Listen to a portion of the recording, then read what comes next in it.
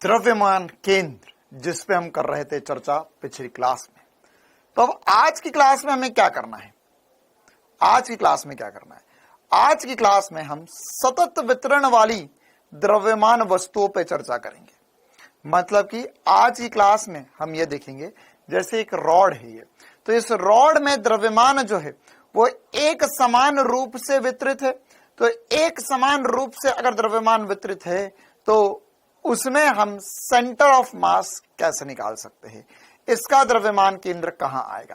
ठीक है, द्रव्यमान केंद्र एक ऐसी जगह होती है, क्या पढ़ा था हमने यह पढ़ा था कि द्रव्यमान केंद्र एक ऐसी जगह है जहां पर इसका पूरा द्रव्यमान उठाकर रख दो और इस पे जो सारा बाह्य बल लग रहा है वो उस बिंदु से गुजार दो, तो परिमाण समान होना चाहिए। तो इस तलवार पर एक ही बल लग रहा है, mg। इस तलवार पे एक ही बल लग रहा है, mg। तो mg कहां लग रहा होगा? mg लग रहा होगा इसके सेंटर ऑफ मास पे। तो अगर मैंने पूरा द्रव्यमान उठाकर इसके सेंटर ऑफ मास पे मान लिया और वहीं पर ही मैंने अगर उंगली रख दी तो इसके mg को मेरे नॉर्मल ने बैलेंस कर दिया, मतलब ये वहीं की वहीं रुकी रह जाएगी। ठीक है, तो आज की क्लास में हम इसी पे चर्चा करेंगे। हम देखेंगे सतत वितरण वाली द्रव्यमान वस्तु जो होती है उनका द्रव्यमान केंद्र कैसे निकालते हैं। चलिए तो करते हैं क्लास की शुरुआत।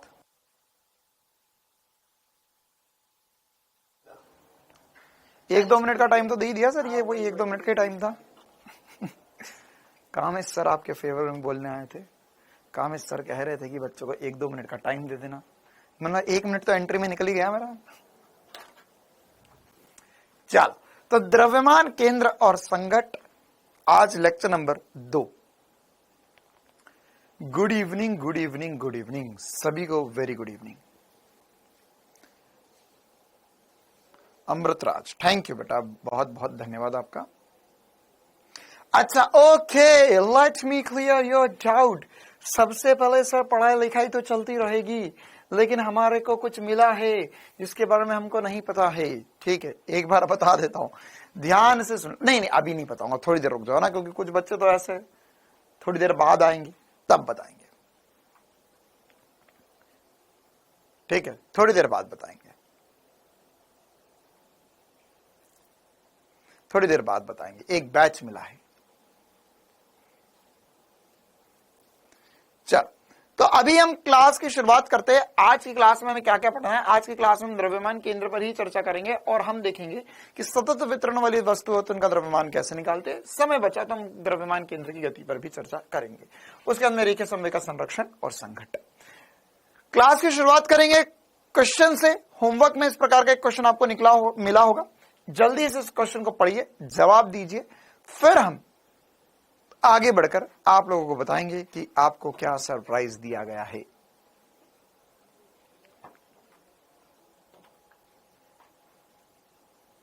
टेस्ट होगा, संडे को टेस्ट होगा। हाँ, संडे को टेस्ट में एक गुड न्यूज है आप लोगों के लिए। अरे भाई साहब देखो भाई, है ना, खुशी के मारे पागल मत हो जाना आप, क्योंकि बहुत सारी गुड न्यूज मैं आपको देने वाला हूं अभी। और साथ ही साथ, है ना, खुशी के मारे पागल भी हो सकते हो आप, और इसके अलावा पैरों तले जमीन भी खसक सकती है, इतने खुश हो जाओ, तो नाचने मत लग जाना। ठीक है, तो एक एक करके बातें बताऊंगा।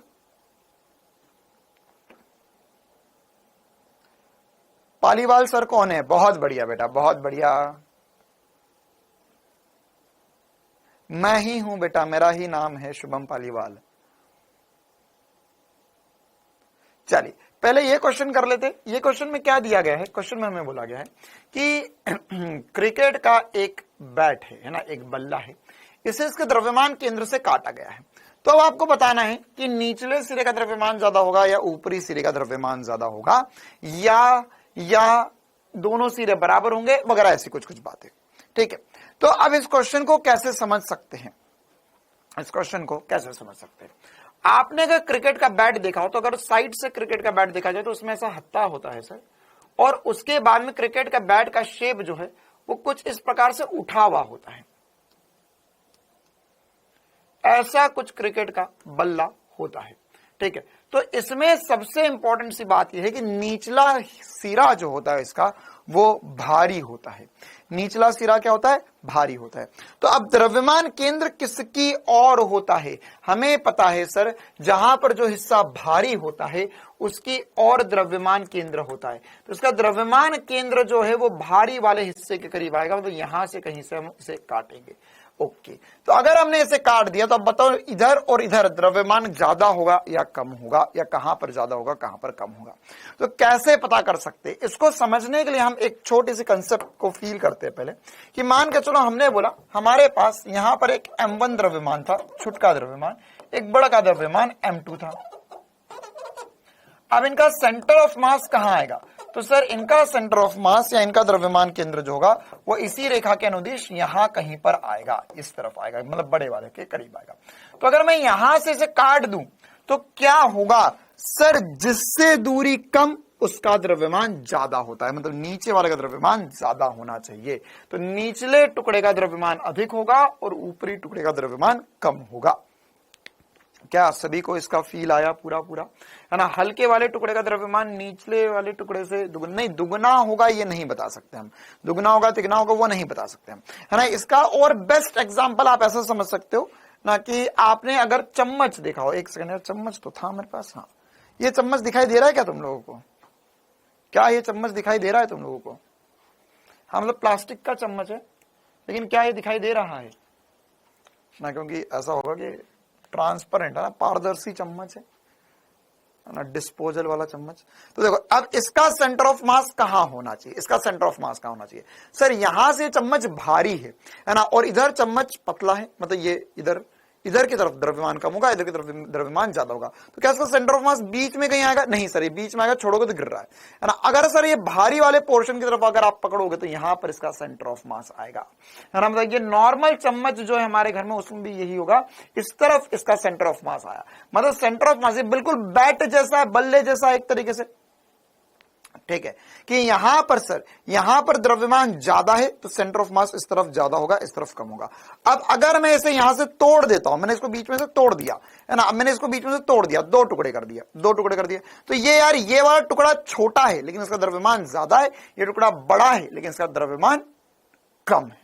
ठीक है, तो निचले टुकड़े का द्रव्यमान ज्यादा आया। तो यह एग्जैक्टली वही बात हमें बोलना चाह रहा था। ठीक है, तो हत्थे वाले टुकड़े का द्रव्यमान कम है और निचले टुकड़े का द्रव्यमान ज्यादा है। चल, तो अब हम आगे बढ़ते हैं और भी कुछ मजेदार से सवालों की तरफ। हाँ भाई, अब हम एक और नया कंसेप्ट पढ़ना शुरू करते हैं। सतत वितरण वाले द्रव्यमान का द्रव्यमान केंद्र क्या होता है? इससे पहले मैं आपको कुछ बढ़िया मजेदार गुड न्यूज दे देता हूं, है ना। सबसे पहली गुड न्यूज, लास्ट में जाके गुड न्यूज लिख देते हैं। हाँ भाई, आप सभी को आरंभ 3 दिखाई दे रहा होगा अपने ऐप में, आरंभ रिकॉर्डेड दिखाई दे रहा होगा। ठीक है, ये बहुत मुश्किलों से, है ना, और विनम्र अनुरोध करके मैंने आप लोगों के लिए आरंभ 3 एक्टिवेट करवा दिया है, सभी के लिए। आरंभ 1 आरंभ 2 वालों के लिए, सब के लिए आरंभ 3 एक्टिवेट करवा दिया है। ठीक है, ये मतलब पहले बोला नहीं गया था, लेकिन जैसे ही आरंभ 3 की बात आई तो हमारे बीच में आपको पता है बहुत सारे बच्चे हैं, है ना, वो क्या बोलेंगे, सर अब हमें भी आरंभ 3 दे दो, आरंभ 3 दे दो। क्योंकि एक बात मैंने आप लोगों को बताई थी ना स्टार्टिंग में, जब आरंभ 2 आया था, ऐसे आरंभ 1 वालों को बोला था ये मैंने कि आरंभ 2 आएगा तो बच्चे बोलेंगे नहीं सर अब मैं आरंभ 2 दे दो, मैं फिर से स्टार्टिंग से अच्छे से पढ़ना चाहता हूं। अब आरंभ 3 आया तो सर अब मुझे आरंभ 3 दे दो, मैं स्टार्टिंग से अच्छे से पढ़ना चाहता हूं। इसके बाद में मान के चलो अभी क्रैश कोर्स आया, सर मुझे वो दे दो, मैं स्टार्टिंग से पढ़ना चाहता हूं अच्छे से। फिर उसके बाद में सर 1 शॉट करवा दो, मैं स्टार्टिंग से अच्छे से पढ़ना चाहता हूं। तो नीट के एग्जाम तक स्टार्टिंग ही होती रह जाएगी। तो कुल मिला के नीट के एग्जाम तक स्टार्टिंग के 4 चैप्टर ही पढ़ते रह जाओगे। ठीक है, तो ये उन लोगों के लिए है, ये उन लोगों के लिए जो वास्तविकता में किसी का बैकलॉग वगैरह हो गया था, या बैच ज्वाइन लेट किया था, क्योंकि बहुत सारे बच्चे मैसेज कर रहे थे कि सर हमने लेट ज्वाइन किया है, अब हमारा बैकलॉग हो गया, ये हो गया, परेशान कर दिया था। और स्पेशली टीचर्स डे के दिन, क्यों? क्योंकि कुछ बच्चा वेरी चालाक, उनको पता था सर कभी मैसेज पढ़े ना पढ़े, टीचर्स डे दिन वाले दिन अगर हमने सर को इंस्टाग्राम पे स्टोरी में डाल दिया, सर स्टोरी तो देखेंगे, अब हमारा मैसेज पहुंच जाएगा, उसके तुरंत नीचे हम मैसेज कर देंगे। तो फिर उसके बाद में है ना, कल हम लोगों ने थोड़ी डिस्कशन किया और फिर मैंने ऊपर आप लोगों के लिए बातें करी, ऊपर मतलब मैनेजमेंट वालों से बातें करी, ऐप वालों से बातें करी कि भैया देखो, मतलब सीधी बात है कि दे रहे हैं तो इनको भी दे ही दो, गरीबों का भला हो जाएगा। कुछ बच्चे दुआएं दे देंगे तो ना, दुआएं कुछ हमें भी लग जाए। तो इसमें क्या होगा ये बता देता हूं, है ना। इसमें क्या होगा, जिन जिनको अब आरंभ 3 मिल चुका है, तो ये क्लासेस जो है रिकॉर्डेड क्लासेस है। रिकॉर्डेड क्लास मतलब उसमें लाइव नहीं चलेगा, उसमें शेड्यूल्ड क्लास है। जिसको ऐसा लगता है कि भैया मेरे को लाइव राइव से कोई मतलब नहीं, मेरे को तो रिकॉर्डेड ही मतलब है, ठीक है। अब तुम्हें एक बहुत बड़ी राज की बात बता रहा हूं, और ये किसी को बताना मत, पक्का पहले प्रॉमिस करो किसी को बताओगे नहीं, ठीक है। बहुत राज की बात है और ये लीक मत होने देना। क्या? ये रिकॉर्डेड क्लासेस जो होंगी ना, उसमें डाउट सॉल्विंग मिलेगा आपको। ये बहुत चालाकी वाली बात है, ये बताने के लिए मुझे बहुत ज्यादा, हाँ, ये चालाकी बताने के लिए, मतलब ये बच्चों को बताने के लिए मुझे कोई कुछ बोल भी सकता है कि सर ये बातें आप बच्चों को क्यों बता देते हो, लेकिन तुम किसी को मत बताना, ध्यान से सुनना। इसके अंदर डाउट सॉल्विंग भी मिलेगा। मतलब ये आरंभ 3 के अंदर जो क्लासेस आएंगी, उसके अंदर आप जाके कमेंट में डाउट पूछ सकते हो, ठीक है। अब उन्होंने ये तो नहीं बोला हमें कि कौन सा डाउट पूछ सकते, हम तो कुछ भी पूछेंगे, हम तो कुछ भी पूछेंगे, क्योंकि हम तो सर छोटे बच्चे नादान थे, हमको तो पता ही नहीं था ये होता नहीं होता। तो अगर आपको लाइव क्लास अटेंड कर रहे हो और कुछ डाउट रह भी जाता है तो वहां जाके पूछ लिया करना, किसी को बताना मत, ये है ना। और ये सबको मिलेगा, है ना। अब इसकी क्लासेस कब से शुरू होगी? इसकी क्लासेस 13 सितंबर से शुरू हो जाएगी। 13 सितंबर से लाइव क्लास, मतलब लाइव क्लासेस तो चलेगी आपकी आरंभ 1 आरंभ 2 की, ठीक है। और इसके अलावा 13 सितंबर से आप लोगों की रिकॉर्डेड क्लासेस भी आने लग जाएगी, शेड्यूल क्लासेस भी आने लग जाएगी, ठीक है। और उसके अंदर यहां पर क्या होता है, यहां पर आप, मैं जब लाइव रहता हूं तभी डाउट पूछ सकते हो, लेकिन उसके अंदर जाके यहां मत कमेंट कर देना सर आप तो हमको वो चीटिंग करना सिखा रहे थे, हम तो चीटिंग भी नहीं कर पाए, है ना। क्योंकि कुछ लोग होते हैं हमारे बीच में जिनको अगर कॉपी भी दे दी जाए कि भैया इसमें से उतार ले तो भी फेल हो जाए स्कूल में, तो ऐसा ना करे, है ना। अगर आपको कॉपी भी दे देगा ना, कुछ होते हैं सूरवीर, उनको अगर पूरी की पूरी आंसर शीट भी दी जाए, उसमें देखे अरे यार इसने कहीं गलत तो नहीं लिख दिया, अरे भाई चीटिंग ही करना तो क्यों इतना दिमाग लगा रहा है, जो लिखा वो लिख ले और पास हो जा। तू होगा तो वो भी हो जाएगा, वरना नहीं होना, दोनों ही फेल हो जाएंगे। चलो, तो ये एक इंपॉर्टेंट सी बात थी। दूसरी इंपॉर्टेंट सी बात, ए स्टार बैच चालू हो चुका है, जिन जिन बच्चों के ऐप में दिख रहा होगा, मतलब मैक्सिमम बच्चों को देने की कोशिश करी गई है। उसमें एक्स्ट्रा क्वेश्चंस की प्रैक्टिस होगी, ऐसा कोई घबराने वाली बात नहीं कि सर मैं नहीं आ पाया, कोई दिक्कत नहीं, आप अगली बार, ये संडे टेस्ट होगा, अच्छे से टेस्ट दीजिए, आप भी आ सकते हो, उसमें बस एक्स्ट्रा क्वेश्चंस की प्रैक्टिस होगी, ठीक है। और इसके अलावा उसकी क्लासेस भी अगले मंडे से शुरू हो जाएंगी। चलिए, ओके, थैंक यू। अब हम शुरुआत करते हमारी एक और नई रोमांचकारी क्लास की। हमें क्या पढ़ना है आज? बहुत सारा सतत वितरण वाली वस्तुओं के लिए द्रव्यमान केंद्र कैसे निकालते हैं, ठीक है। अब सतत द्रव्यमान वितरण में, हाँ, ये बहुत गंभीर थी और ये बहुत बड़ी राज की बात थी, और ये सोच पाना अपने आप में अजीब था, है ना। और ये बताना मत कि मैंने तुम्हें बताई थी बात, ठीक है, क्योंकि थोड़े दिन में ऐसा होगा कि तुम इधर उधर जा जाकर डाउट पूछोगे वहां पर, फिर उन लोगों को पता चल जाएगा कि यार ये बच्चे इधर उधर के डाउट क्यों पूछते रहते हैं। तो वहां कोई कमेंट मत कराना कि एसपी सर ने बोल दिया था ऐसा कर लो, ठीक है, क्योंकि है ना, एक बेवकूफ आदमी, मतलब ऐसे बेवकूफ बच्चे होते हैं, है ना। एक बच्चे को पता नहीं कुछ ऐप में दिक्कत जा रही थी, तो पहले एक सर थे हमारे साथ में, उन्होंने बोला उसको कि बेटा तू एक काम कर, इस मेल आईडी पे मेल कर दे। उसने मेल आईडी में मेल में लिख दिया कि मनीष सर ने मुझे बोला था कि यहां पर मेल कर दो। अजीब बेवकूफ आदमी था। तो इस प्रकार की हरकतें ना करे, आपको बस सुविधा मिल रही है, उसका लाभ उठाए। देखो, द्रव्यमान केंद्र क्या होता है ना। द्रव्यमान केंद्र सतत वितरण वाली वस्तु के लिए अब हम द्रव्यमान केंद्र निकालेंगे। ठीक है, तो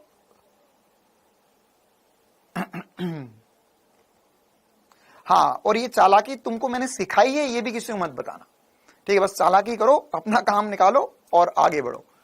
देखो भाई, तो सतत वितरण वाले द्रव्यमान, बस अगर मेरे पास सतत वितरण वाली द्रव्यमान होंगे तो उसमें हम द्रव्यमान केंद्र कैसे निकाल सकते हैं, द्रव्यमान केंद्र कैसे निकाल सकते हैं।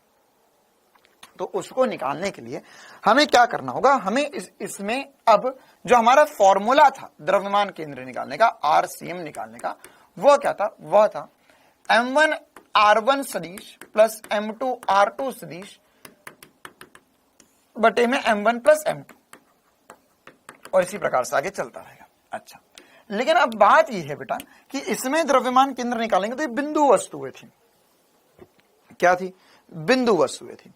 अब यहां पर अगर बिंदु वस्तुएं होंगी तो बिंदु वस्तुएं जो होंगी उसमें हमें पता है कि इतनी दूरी पे ये द्रव्यमान है, इतनी दूरी पे ये द्रव्यमान है, इतनी दूरी पे ये द्रव्यमान है। लेकिन अगर बैच 3 में टीचर, भाई मेरे ही लेक्चर मिलेंगे तुझे, क्यों चिंता कर रहा है, मेरे पार सर के और कामेश सर की क्लासेस ही मिलेंगी।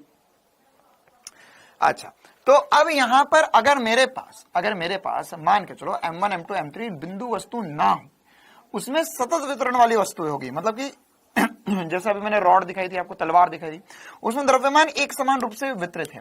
जैसे ये यहाँ पे एक समतल पटल है, तो समतल पटल मतलब प्लेट जैसी है ना, तो इसके अंदर भी द्रव्यमान एक समान रूप से वितरित है। तो अगर ये द्रव्यमान एक समान रूप से वितरित होगा तो उस कंडीशन में हमारे पास, जैसे यहां पर ये द्रव्यमान, तो ये क्या सर, द्रव्यमान तो एक जैसा हर जगह है, तो मैं कैसे बोलूं कि यहां द्रव्यमान है, यहां द्रव्यमान है, यहां द्रव्यमान है, यहां द्रव्यमान है, यहां द्रव्यमान नहीं सर, हर जगह ही द्रव्यमान है, हर जगह ही द्रव्यमान है, हर जगह ही द्रव्यमान है। तो अगर हर जगह ही द्रव्यमान है तो उस कंडीशन में हम क्या करेंगे, हम यहां पर एक छोटा सा द्रव्यमान तोड़ेंगे dm, है ना, ये कितना मानेंगे, एक छोटा सा द्रव्यमान को dm, जो कि है यहां से r दूरी पर, कितनी दूरी पर है, r दूरी पर। तो अगर इस कंडीशन में अब हमें द्रव्यमान केंद्र लिखना है, तो अब हम इस कंडीशन में द्रव्यमान केंद्र लिखेंगे, अब हमें इंटीग्रेशन से लिखना पड़ेगा। क्यों, क्योंकि ऐसे ऐसे छोटे डीएम सारे द्रव्यमान जोड़ेंगे तब जाके द्रव्यमान केंद्र आएगा। तो यहां पर द्रव्यमान केंद्र जो होगा वो होगा इंटीग्रेशन आर डीएम अपॉन में इंटीग्रेशन डीएम। एक बहुत इंपॉर्टेंट सा फॉर्मूला है जिससे सभी के द्रव्यमान केंद्र डिराइव होते हैं, सतत वितरण वाली वस्तु के द्रव्यमान केंद्र डिराइव होते हैं। इसी में अगर हम चाहे तो इसमें आर के पदों में ना लिखे, हम एक्स वाई जेड के पदों में लिखना चाहे तो हम लिख सकते हैं एक्सीएम जो हो जाएगा सर वो हो जाएगा इंटीग्रेशन एक्स डीएम अपॉन में इंटीग्रेशन डीएम। कैसे करना होगा वो भी मैं सिखाऊंगा। इसी प्रकार से अगर y डायरेक्शन में हम सेंटर ऑफ मास देखना चाहे तो हो जाएगा इंटीग्रेशन y डीएम अपॉन में इंटीग्रेशन डीएम, और z cm जो हो जाएगा इंटीग्रेशन z डीएम अपॉन में इंटीग्रेशन डीएम। ठीक है, तो अब हम यहां पर क्या क्या कर सकते हैं, कैसे कैसे कर सकते हैं ये देखना होगा हमें। ठीक है, तो अब यहां पर YCM, XCM और ZCM सेंटर ऑफ मास हमने सतत वितरण वाली द्रव्यमान वाली वस्तु होंगे तो इनमें ऐसा करेंगे। लेकिन अब सबसे बड़ी बात कि सर सतत द्रव्यमान वितरण कैसे कैसे हो सकता है। कभी x कभी r, बेटा r जो है वो सदिश रूप में लिखा गया है, सदिश है, तो इसमें x y z तीनों छुपे हुए, अगर आप तोड़ कर रखना चाहो तो उसे i cap j cap k cap के रूप में लिख सकते हो, इसलिए हम दोनों बताते हैं आपको। dm क्या है, dm है छुटका सा द्रव्यमान, ये जो छोटा सा द्रव्यमान होगा ये m द्रव्यमान है, उसके आगे d लगा दिया, मतलब मैंने देखो ना तुम्हें समझा था ना कि एक डेल्टा m होगा, डेल्टा m बड़ा द्रव्यमान में परिवर्तन, छोटा m मतलब dm होगा, है ना, छोटा द्रव्यमान टुकड़ा मतलब dm हो गया। ठीक है, अब इसको एक बार थोड़ा फील कर लेते हैं हम और इसमें जुड़ी और भी इंपॉर्टेंट सी बातें कर लेते हैं, है ना। जैसे सबसे पहले तो यह समझा होगा हमें कि इस दुनिया में हमारे पास कितने प्रकार के द्रव्यमान वितरण हो सकते हैं किसी भी वस्तु में, है ना। चिंता ना करो, तुम्हें कभी इंटीग्रेशन करने की नौबत नहीं आएगी, एक ही सवाल होगा जिसमें इंटीग्रेशन करना होगा, बाकी सब इंटीग्रेशन करने के बाद जो रिजल्ट होगा वो हमें याद रखना है और उसी से हमारे सारे काम बनेंगे। ठीक है, तो एक ही जगह इंटीग्रेशन आएगा वो मैं आपको बताऊंगा। अब सबसे पहले हम ये समझ लेते। अच्छा अरे हाँ, टेस्ट वाली न्यूज भी रहेगी। ओके, एक और 3 न्यूज थी। एक बच्चा बोला टेस्ट वाली न्यूज, ध्यान सुन लो, फिर उसके बाद में आगे पढ़ेंगे बिना किसी रुकावट के। हम टेस्ट में ये वाले चैप्टर के सवाल नहीं डाले हैं मैंने, बहुत ही बढ़िया। टेस्ट में इस चैप्टर के सवाल नहीं है, केवल कार्य ऊर्जा शक्ति और वृत्ति गति के ही क्वेश्चन है। ठीक है, अब इसका मतलब ये नहीं कि वाला चैप्टर भी पढ़ना छोड़ दो, पढ़ते रहना, है ना। अगर आप इसका रिवीजन अभी नहीं करोगे तो भी चलेगा, आपको बस जो पिछले 2 चैप्टर थे उनका ही रिवीजन करके टेस्ट देना होगा। ठीक है, तालियों की गड़गड़ाहट के साथ स्वागत कीजिए इस बात का और अगले टॉपिक का। अब हमें यह देखना होगा कि सर सतत द्रव्यमान वितरण वाली जो वस्तुएं हैं वो कौन कौन सी हो सकती है इस दुनिया में, है ना। तो हमारे पास 3 प्रकार की वस्तुएं हो सकती है जिनमें सतत प्रकार का द्रव्यमान वितरण होता है। सबसे पहले होता है रेखीय, ये वैसे आपको पढ़ा सा लगेगा, है ना ये, और ये इंपॉर्टेंट भी है। ये आगे अगला चैप्टर जब पढ़ाना शुरू होगा इसके जस्ट बाद 8 दिन बाद ये बात फिर से मैं बोलने वाला हूं। ठीक है, तो ये ध्यान रखना अभी क्या मैं बोल रहा हूं। तो सबसे पहली बात होता है रेखीय द्रव्यमान घनत्व, या इसे अंग्रेजी में बोलते हैं लीनियर मास डेंसिटी। ऐसी वस्तुएं जो सीधी है, मतलब कि एक ही लाइन में उनमें द्रव्यमान है, तो उसमें तो पहले प्रकार की द्रव्यमान वितरण वाली वस्तुएं होंगी जिसमें केवल एक ही लाइन में द्रव्यमान होगा। जैसे एग्जाम्पल के लिए मैंने बोला कि यहां पर बना देते, यहां पर मेरे पास एक रॉड है, इसका एक ही एग्जाम्पल, एक रॉड, बस एक ही एग्जाम्पल होता है इसमें, एक रॉड में द्रव्यमान एक समान रूप से वितरित होता है। अब ऐसा जरूरी नहीं कि एक समान रूप से, मतलब हर एक जगह समान ही हो, कहीं बढ़ भी सकता है कहीं घट भी सकता है, लेकिन द्रव्यमान जो है वह एक ही लाइन में होता है। तो इस प्रकार के द्रव्यमान वितरण को हम बोलेंगे रेखीय द्रव्यमान घनत्व की चर्चा करेंगे इसमें। और यहां पर हम इसको चिन्हित करेंगे लैम्डा से। किससे चिन्हित करेंगे? लैम्डा से। ये मैं आपको पहले भी बता चुका हूं, है ना। तो लैम्डा क्या होता है? लैम्डा होता है सर हमारे लिए, लैम्डा होगा m/l, कुल लंबाई बटे में कुल द्रव्यमान। या अगर मैं चाहूं तो इसमें ऐसा बोल सकता हूं कि यार यहां से x दूरी पर एक dx द्रव्यमान काटा है। ठीक है, तो इसके लिए भी क्या मैं लैम्डा लिख सकता हूं? बिल्कुल, लैम्डा इसके लिए भी लिख सकता हूं, dm/dx लिख सकता हूं। ठीक है, यह टोटल द्रव्यमान बटे में टोटल लंबाई, तो m/l, छोटा द्रव्यमान इंटू इसकी लंबाई dx हो गई है, तो इसमें हम dm/dx भी लिख सकते हैं लैम्डा को। ठीक है, ये अभी हमें आगे काम आएंगे, इसलिए आपको सब कुछ बताया जा रहा है। तो रेखीय द्रव्यमान वितरण dm/dx होता है या m/l होता है। इसी प्रकार से अगर हम बात करें अगले प्रकार के द्रव्यमान वितरण की, तो वो होता है क्षेत्रीय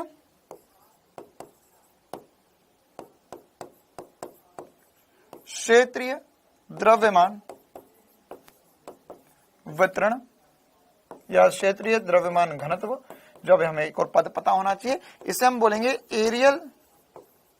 एरियल या सरफेस भी बोल सकते हैं इसे, एरियल और सरफेस मास डेंसिटी। ठीक है, इसे चिन्हित किया जाता है सिग्मा से। किससे चिन्हित किया जाता है? सिग्मा से। ये किनके लिए होगा? इसके हम मतलब डायग्राम नहीं बनाएंगे, ये तो केवल रॉड के लिए था। ये किसके लिए था? केवल रॉड के लिए था, लेकिन ये बहुत सारी चीजों के लिए हो सकता है। एग्जाम्पल बताइए ऐसी वस्तुएं जो जिसमें समतल में द्रव्यमान वितरण हो, समतल में द्रव्यमान वितरण हो। या ऐसा बोल सकते हैं कि इनमें द्रव्यमान जो है वह एक समतल पर हो, या मैं ऐसा बोलूं कि यह जो है 2D ऑब्जेक्ट्स है। कैसे? 2D ऑब्जेक्ट, जैसे एक पेपर, स्केल, है ना, 2D प्लेट, बिल्कुल। तो इनका एग्जाम्पल हम लिख सकते हैं, हम एक वर्ग, समतल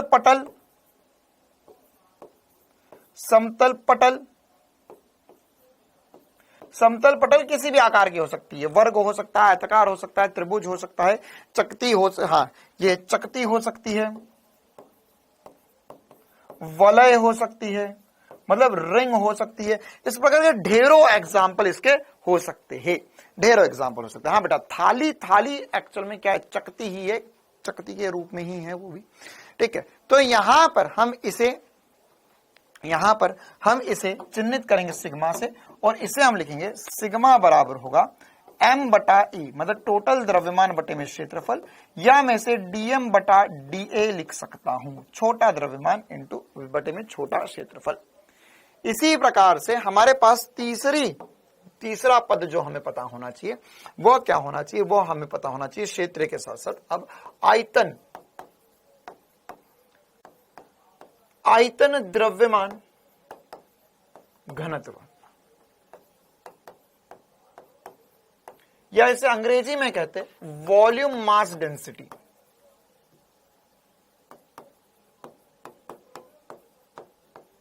वॉल्यूम मास डेंसिटी, या एक तरीके से ये जो पद लिखा हुआ है ये हमारा जो नॉर्मल घनत्व होता है जिसे हम रो से चिन्हित करते हैं वही होता है। मतलब ये क्या होता है, ये होता है आयतन, ये होगा द्रव्यमान बटे में आयतन। जो घनत्व का वास्तविक फॉर्मूला वो यही होता है सर, क्या, द्रव्यमान बटे में आयतन। लेकिन वह रेखीय था इसलिए इसमें एल लिखा, और यह क्षेत्रीय था इसलिए इसमें एरिया लिखा है। वलय में लीनियर होगा, हाँ एग्जैक्टली, हाँ एक मिनट, ये वलय को हटाकर आप यहां रख दीजिए, बिल्कुल सही बात बोली इस लड़की ने। वलय में लीनियर होगा, क्यों, क्योंकि वलय में सरफेस नहीं होता है। यहाँ पर रिंग भी एग्जाम्पल में लिख लो, दो ही एग्जाम्पल होंगे। वलय में क्या होगा, वलय में एक लाइन ही है जो गोल घूमी हुई है, तो उसमें द्रव्यमान जो है वो एक रेखा के अनुदिश ही है, ठीक है। लेकिन ये इन सब में समतल पटल में एक समान रूप से द्रव्यमान वितरित होगा। ये एग्जैक्ट बातें आगे चलकर हम चार्ज में करने वाले हैं। चार्ज डिस्ट्रीब्यूशन भी सेम इसी प्रकार से होगा, ठीक है। इसमें एग्जाम्पल हम काफी सारे लिख सकते हैं। क्या हो सकते हैं इसके एग्जाम्पल, इसके एग्जाम्पल हम लिख सकते हैं, इसमें एग्जाम्पल होंगे जैसे सबसे पहले घन लिख सकते हैं हम, गोला लिख सकते हैं, गोले में ठोस गोला, खोखला गोला, इस प्रकार की बात आ सकती है। शंकु हो सकता है, कोण हो सकता है, इस प्रकार की बातें हम इसमें कर सकते हैं। अच्छा, अब यहां पर हम चाहे तो इसे dm बटा dv भी लिख सकते हैं। क्या लिख सकते हैं, dm बटा dv भी लिख सकते हैं। ओके सर, अब यहां पर इन सबसे हमें करना क्या है करना क्या होता है, हमें क्वेश्चन कैसे आते हैं, है ना, हमें क्वेश्चन कैसे आते हैं। तो क्वेश्चन में क्या हमें ये सब कुछ निकाल के इंटीग्रेशन करना पड़ेगा। जैसे इन फॉर्मूला का यूज क्या है, होता क्या है आपको क्वेश्चन में, होता क्या है क्वेश्चन में, आपको ये दे देंगे, लैम्डा दे देंगे लीनियर मास डेंसिटी दी, या आपको यहां पर क्षेत्रीय द्रव्यमान घनत्व दे दिया, या आपको आयतन द्रव्यमान घनत्व दे दिया, और आपको बोला भैया इसका द्रव्यमान केंद्र निकाल के बताइए। जैसे यहां पर इसमें मैंने जो द्रव्यमान केंद्र का फॉर्मूला लिखा था, सेंटर ऑफ मास का फॉर्मूला लिखा था, क्या लिखा था, जैसे मैं एक्स दिशा की बात कर रहा हूं तो एक्सीएम का फॉर्मूला मैंने लिखा था आपके लिए, इंटीग्रेशन एक्स डीएम बटे में इंटीग्रेशन डीएम, ठीक है, ये फॉर्मूला हमने लिखा था। लेकिन यूजुअली मुझे द्रव्यमान हर एक टुकड़े का द्रव्यमान ना पता होते हुए यह बता जाता है कि एक समान रूप से द्रव्यमान कैसे वितरित है, तो उस कंडीशन में मुझे लैम्डा दिया रहेगा। क्वेश्चन में क्या दिया रहेगा, लैम्डा दिया रहेगा। तो मैं वहां से चोरी करूंगा, लैम्डा बराबर होता है डीएम बटा डीएक्स, या मैं इस डीएक्स को इधर ले जाऊं और मैं लिख सकता हूं लैम्डा डीएक्स बराबर होगा डीएम के, ठीक है। तो ये हम उठाकर यहां रख देंगे, तो ये हो जाएगा एक्सीएम या सेंटर ऑफ मास एक्स दिशा में जो होगा, जब इंटीग्रेशन करने वाली बात आएगी तो वो ऐसे निकालेंगे, ये निकालेंगे इंटीग्रेशन एक्स डीएम की जगह लिखेंगे हम लैम्डा डीएक्स अपॉन में इंटीग्रेशन लैम्डा डीएक्स, ठीक है। तो ये हमारे लिए पास अल्टीमेट फॉर्मूला बनेगा। ऐसे ही हम घन के ये हम सरफेस के लिए भी कर सकते हैं, ऐसे हम वॉल्यूम के लिए भी कर सकते हैं, लेकिन उनके लिए करने की जरूरत नहीं, उस पर कभी सवाल हमें नहीं आएगा। वो डेरिवेशन जब करते हैं तब उसका यूज होता है। लेकिन सबसे इंपॉर्टेंट सी बात है ये वाला फॉर्मूला, इसमें हमें क्वेश्चन आएगा जिसमें हमें लैम्डा दे दिया जाएगा, हमें बोलेगा कि भैया एक समान रूप से द्रव्यमान कुछ ऐसा वितरित है, तो अब बताइए इसका सेंटर ऑफ मास कहां पर होगा। ये लैम्डा से लैम्डा काटना नहीं है, क्योंकि लैम्डा जो है वो एक्स के पदों में दिया जाएगा, ठीक है, पहली बात। दूसरी बात, अब इन सब का यूज कर करके, जैसे अभी मैंने आपको एक्सियम निकाल कर बताया लैम्डा के पदों में, ऐसे ही एक्सियम वाइसियम ये हम सिग्मा के पदों में, एक्सियम वाइसियम जेडसीएम, क्योंकि इसमें तीन वी में आएंगे, इसमें दो आएंगे, इसमें एक ही दिशा होगी। तो हाँ, वो रो है बेटा, ये रो है। तो इन सब का यूज कर करके हम द्रव्यमान केंद्र निकालते हैं बहुत सारी वस्तुओं का, है ना। क्या निकालते हैं? द्रव्यमान केंद्र निकालते हैं बहुत सारी वस्तुओं का। अब इनके डेरिवेशन होते हैं जो स्कूल वगैरह में करवाए जाते हैं, या आज से पहले अगर आप थ्योरेटिकल एग्जाम लिखते तो उसमें नीट की थ्योरेटिकल या जे एडवांस की थ्योरेटिकल एग्जाम होती तो उसमें हमें पूछा जा सकता था, लेकिन हमें अभी इनके डेरिवेशन कभी नहीं पूछे जाएंगे। तो हम क्या करेंगे, हम यहां पर अब आगे बढ़ेंगे। ये कुछ बेसिक सा इंट्रोडक्शन पोर्शन था, लेकिन अब हमारे जो ज्यादा काम की बात है वो ये है कि हम अलग अलग प्रकार की वस्तुएं जो होती है उनका द्रव्यमान केंद्र लिख पाए, उनका द्रव्यमान केंद्र लिख पाए। तो मेरे पास यहां पर एक टेबल है और उसके अलावा बहुत सारी वस्तुएं जिनका द्रव्यमान केंद्र यहां पे फोटो के रूप में दिया गया है कि क्वेश्चन में हमसे इनका द्रव्यमान केंद्र ही पूछा जाएगा। दूसरी बात हमें और क्या क्या पूछा जा सकता है, हमें ऐसा बोलेगा, हमें दो वस्तुएं साथ में रख दी जाएगी और बोलेंगे कि इनका द्रव्यमान केंद्र कहां आएगा। ठीक है, तो उस प्रकार के क्वेश्चन हमें कुछ कुछ करने हैं। तो अब आगे बढ़े, सबका द्रव्यमान केंद्र निकाल पाए, उससे पहले मैं आपसे कुछ कॉमन सेंस की बातें पूछना चाहता हूं, है ना। क्या आप लोग ऐसा बता सकते हैं कि मेरे पास अगर एक गोला होगा जिसमें द्रव्यमान एक समान रूप से वितरित है, तो इसका द्रव्यमान केंद्र कहां आएगा? इसका द्रव्यमान केंद्र कहां आएगा?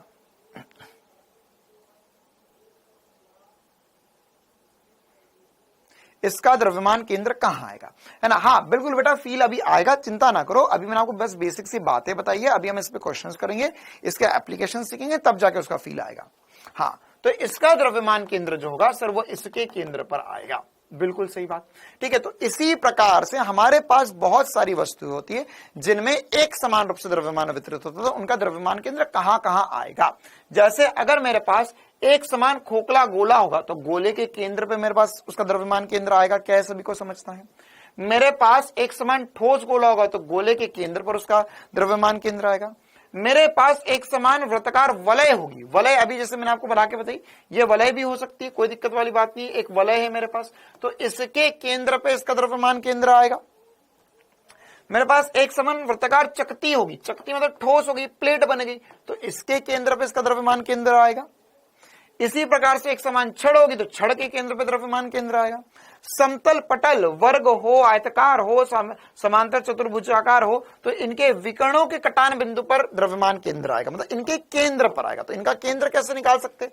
जैसे अगर मेरे पास एक आयताकार है, तो इसका द्रव्यमान केंद्र कैसे निकालोगे? इसका द्रव्यमान केंद्र सर इसके केंद्र पे द्रव्यमान केंद्र आएगा, तो इसका केंद्र कहां होगा? इसका केंद्र कहां होगा? तो सर इसका केंद्र कैसे निकालेंगे? इनके जो विकिरण होगी उनके कटान बिंदु पर, ये एक विकिरण, ये दूसरी विकिरण, जहां पर काटेंगी वहां पर इसका द्रव्यमान केंद्र होगा। या अगर मैं आपको बोलूं कि यहां पर यह ए है, यह बी है, तो इनका द्रव्यमान केंद्र कहां पर होगा? इसका द्रव्यमान केंद्र कहां होगा?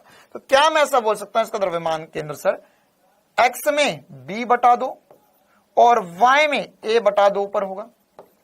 क्या ऐसा बोला जा सकता है?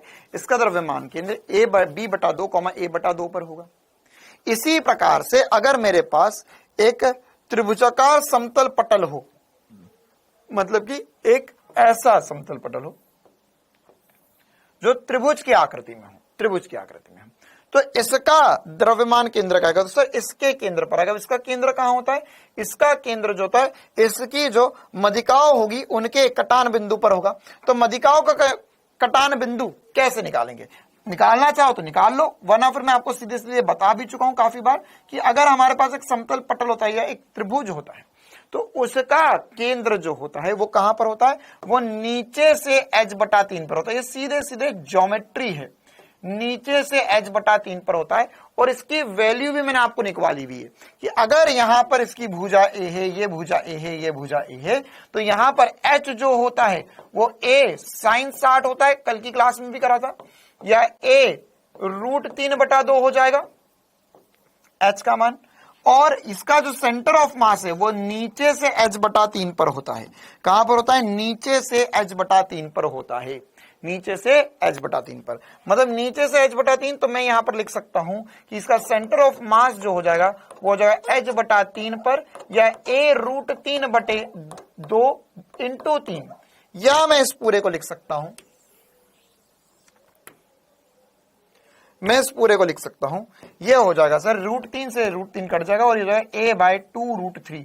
याद करो कल भी ऐसा ही कुछ हमारा आंसर आया था, a/2√3। इसका आप रट्टा भी लगा सकते हो, कल भी मैं चाहता तो रट्टा लगवा देता, लेकिन इसका फील यहीं पर ही आता है कि अगर हमारे पास एक त्रिभुज होगा तो त्रिभुज में अगर एक समान रूप से द्रव्यमान वितरित है तो या तो हम सारा द्रव्यमान, देखो अब इसमें क्या मजेदार बात है, या तो मैं सारा द्रव्यमान एक जैसा बांट दूं, या इसका द्रव्यमान जो है वह मैं उठा के इसके कोनों पर रख दूं।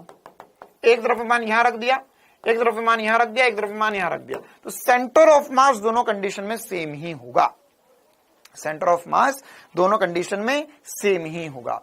क्यों सेम आ रहा है? क्योंकि सर यहां पर इनका भी जो केंद्र बिंदु होगा वो यही होगा और इसका भी केंद्र बिंदु जो होगा वो यहीं पर ही आएगा। क्लियर है मामला? तो ये सेम आंसर यहां पर भी है, हम जो याद रख सकते हैं। इसी प्रकार से अगर मेरे पास 3D ऑब्जेक्ट हो, जैसे घनाकार पिंड हो, तो उसके विकिरणों के कटान बिंदु पर उस पूरे के केंद्र पर हमारे पास उसका द्रव्यमान केंद्र होगा। खोखला बेलन होगा तो बेलन के अक्ष के मध्य बिंदु पर हमारे पास द्रव्यमान केंद्र आएगा, और ठोस बेलन भी होगा तो बेलन के अक्ष का मध्य बिंदु पर ही द्रव्यमान केंद्र आएगा। तो ये जो सारे द्रव्यमान केंद्र लिखे हुए हमारे पास, ये ऐसी वस्तुओं के लिखे हुए जिनमें सिमेट्री थी, जिनमें सिमेट्री थी। सिमेट्री मतलब कि एक तरीके से उनमें द्रव्यमान जो है वो हर दिशा में एक जैसा ही बटा हुआ था, है ना, या उनमें जो केंद्र था उससे जो दूरियां थी उनके कोनों की वो हर जगह बराबर ही थी। जैसे यहां से मैं बात करूं, इसके इधर और इधर द्रव्यमान बराबर है, इधर और इधर द्रव्यमान एग्जैक्टली बराबर होगा। ठीक है, तो ये सब हम एकदम आसानी से इनका द्रव्यमान केंद्र याद रख सकते हैं, इसमें कोई ज्यादा दिक्कत वाली बात नहीं है। लेकिन अब हमारे पास ऐसी वस्तुएं भी होती है, लास्ट में बेटा लिखा हुआ है खोखला बेलन, तो और ये खोखला बेलन है, इसके नीचे लिखा है ठोस बेलन, तो ठोस बेलन के लिए भी सेम ही होगा। लेकिन अब हमारे पास यहां पर ये जो सब कुछ लिखा गया है इसके अलावा भी कुछ वस्तुएं होती है, जैसे हमारे पास अर्धवृत्ताकार चक्ति हो गई, या अर्धवृत्ताकार वलय हो गई, या अर्धगोलीय कोश हो गया, अर्ध खोखला गोलीय कोश हो सकता है, या अर्ध ठोस अर्ध गोलीय ठोस हो सकता है। इस प्रकार की बातें हो सकती है। तो इनका द्रव्यमान केंद्र कैसे निकालते हैं, साथ ही साथ हमने यहाँ पे इनका जो द्रव्यमान केंद्र निकालना सीखा, ये तो हमने कॉमन सेंस से निकाला, लेकिन क्या इनका द्रव्यमान केंद्र हम निकाल सकते हैं, प्रूव कर सकते? नहीं आएगा, बिल्कुल प्रूव कर सकते। उसी के लिए मैंने आपको यहां पर ये सारी बातें बताई थी, ये सारे फॉर्मूले बताए थे, इसी से ये चीजें प्रूव होती है। क्लियर है? लेकिन अब हम उसको प्रूव करने में भी इंटरेस्टेड नहीं है, हम ये देखना चाहेंगे कि इसके अलावा जो वस्तुएं होती हैं उनका द्रव्यमान केंद्र कहां आता है। जैसे अगर हमारे पास एक अर्धवृत्ताकार वलय होती है, देखो द्रव्यमान केंद्र जो होगा वह लाइन ऑफ सिमेट्री पे तो आएगा ही आएगा। तो यहां पर अर्धवृत्ताकार वलय में हमें पता है कि ये सिमेट्री है, इसके इधर और इधर द्रव्यमान बराबर है, लेकिन सर ऊपर और नीचे द्रव्यमान बराबर नहीं है, यहां पर ऐसे मुड़ी हुई है, तो इसका द्रव्यमान केंद्र नीचे से 2r/π पर आता है। इसी प्रकार से अगर मेरे पास चक्ति होती है ना, अर्धवृत्ताकार चक्ति होती है, इसका द्रव्यमान केंद्र 4r/3π पर आता है। साथ ही साथ अगर गोलीय कोश होता है तो उसका r/2 पर आता है, और अर्धगोलीय कोश होता है तो उसका 3r/8 पर द्रव्यमान केंद्र आता है ना। वैसे अभी तक नीट में इस पर डायरेक्ट सवाल कभी नहीं पूछा गया है, लेकिन फिर भी आप इनके द्रव्यमान केंद्र याद रख सकते हो। इसके लिए मैं आपको एक मजेदार सा SP* भी बताऊंगा। इसके अलावा ठोस शंकु में द्रव्यमान केंद्र जो होता है वह नीचे से h/4 पर, और खोखला शंकु जो होगा नीचे से h/3 पर। यह कैसा आइसक्रीम का कोण है, ये क्या है, आइसक्रीम का कोण है। आइसक्रीम का ऐसा कोण है, अंदर से खोखला है, तो h/3 पर द्रव्यमान केंद्र होगा। या ये आजकल जो मार्केट में आइसक्रीम मिलती है जिसमें अंदर तक पूरा आइसक्रीम भरी हुई रहती है, पैक करी हुई आइसक्रीम जो मिलती है ना, उसके अंदर h/4 पर द्रव्यमान केंद्र होएगा। नीचे से। ठीक है, तो ये सब कुछ आपको थोड़े थोड़े याद रखने होंगे। इनको याद रखने का अभी मैं आपको एक मजेदार ट्रिक, मजेदार सा एसपी स्टार भी बताऊंगा। लेकिन उससे पहले हमने ये जो सब द्रव्यमान केंद्र निकाले हैं, इनके कुछ इंपॉर्टेंट से पॉइंट्स आपको देखना बहुत जरूरी है, बहुत जरूरी है। जैसे सबसे पहले ये बताइए कि क्या यह जरूरी है कि जहां पर वस्तु का द्रव्यमान केंद्र आए वहां पर वास्तविकता में वस्तु का कुछ द्रव्यमान हो?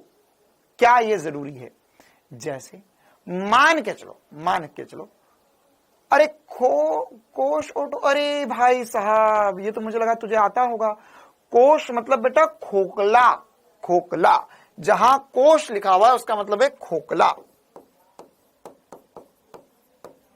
और जहां ठोस लिखा हुआ है मतलब द्रव्यमान उसके अंदर भी भरा हुआ है। जैसे आइसक्रीम का कोण जो होता है, कोण जिसके अंदर आप बोलते भैया ये वाले आइसक्रीम डाल दो, आइसक्रीम का कोण है। या बर्थडे की टोपी जो होती है वो अंदर से खोखली है। ठीक है, लेकिन यहां पर अगर हमारे पास ठोस शंकु होगा, ठोस मतलब कि क्या होगा, इसके अंदर द्रव्यमान जो है वो पूरा भरा हुआ है, तो यह ठोस शंकु होगा। ठीक है बेटा। अब यहां पर इन सब में सबसे इंपॉर्टेंट सी बात मैं आपसे पूछ रहा था कि क्या यह जरूरी है कि जहां पर द्रव्यमान केंद्र आएगा वहां पर, हाँ ये सब लिखना है और बनाना भी है बेटा, तो जहां पर द्रव्यमान केंद्र आएगा वहां पर द्रव्यमान होना क्या आवश्यक है? हाँ या ना, कि जहां पर द्रव्यमान केंद्र होता है वहां पर द्रव्यमान होता ही होता है।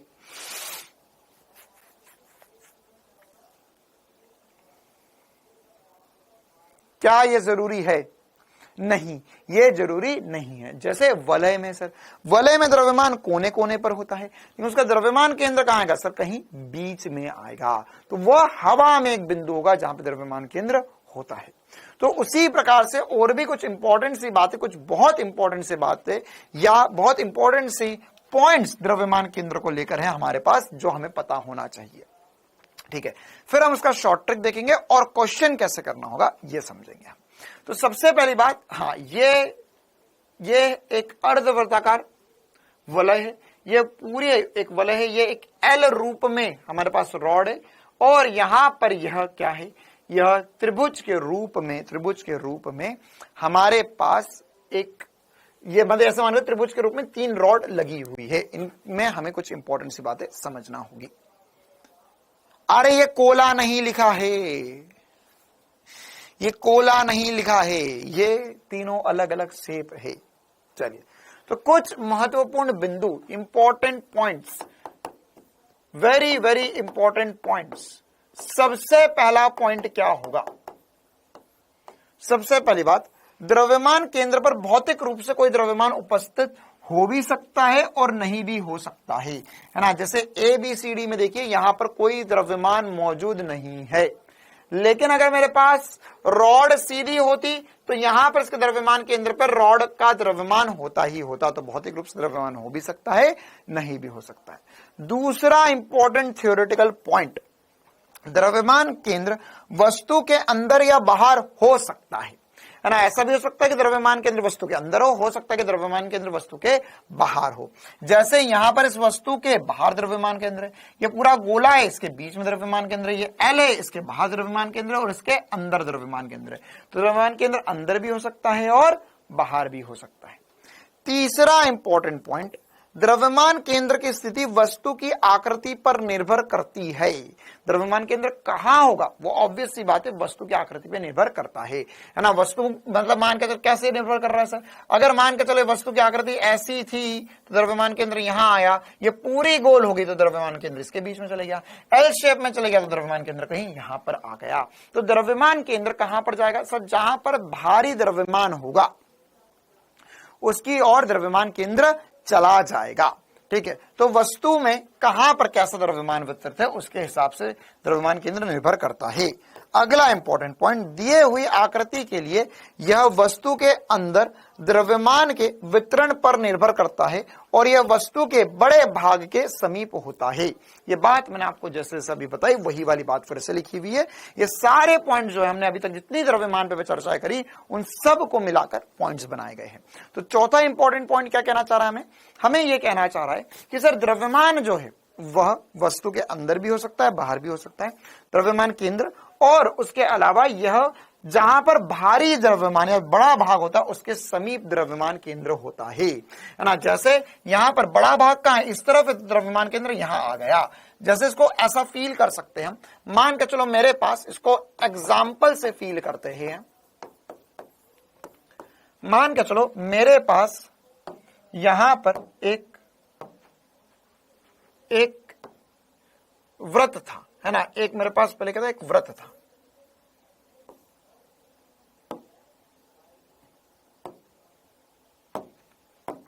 एक मेरे पास व्रत था। अब मैंने क्या किया, मैंने इसको काट कर कुछ इस प्रकार का व्रत बना दिया, इसका इधर वाला हिस्सा उड़ा दिया। तो अब यहां पर आपको बताना है कि पहले द्रव्यमान केंद्र कहां पर था और अब द्रव्यमान केंद्र कहां पर है। मैं आपको कुछ पॉइंट्स दे रहा हूं, जैसे यह है O, यह है A, यह है B, यह है C, यह है D, यह है E, यह है F और यह है G और यह है H। आपको बताना कि द्रव्यमान केंद्र पहले कहां पर था और यही बात एग्जैक्टली इसमें होगी। अब आपको बताना कि द्रव्यमान केंद्र कहां पर होगा। ये होगा O, है ना, फिर से वही वाली मार्किंग है, यह है A, B, C, D, E, F, G, H। अब आपको बताना कि द्रव्यमान केंद्र कहां पर था। पहली कंडीशन में द्रव्यमान केंद्र कहां था, दूसरी कंडीशन में द्रव्यमान केंद्र कहां पर होगा। तो सर पहली कंडीशन में तो द्रव्यमान केंद्र कहां होगा, 110% रूप से O पर होगा। सेंटर ऑफ मास कहां पर होगा, सर सेंटर ऑफ मास यहां पर O पर होगा। अच्छा, इस कंडीशन में द्रव्यमान केंद्र कहां पर होगा, इस कंडीशन में द्रव्यमान केंद्र कहां पर होगा,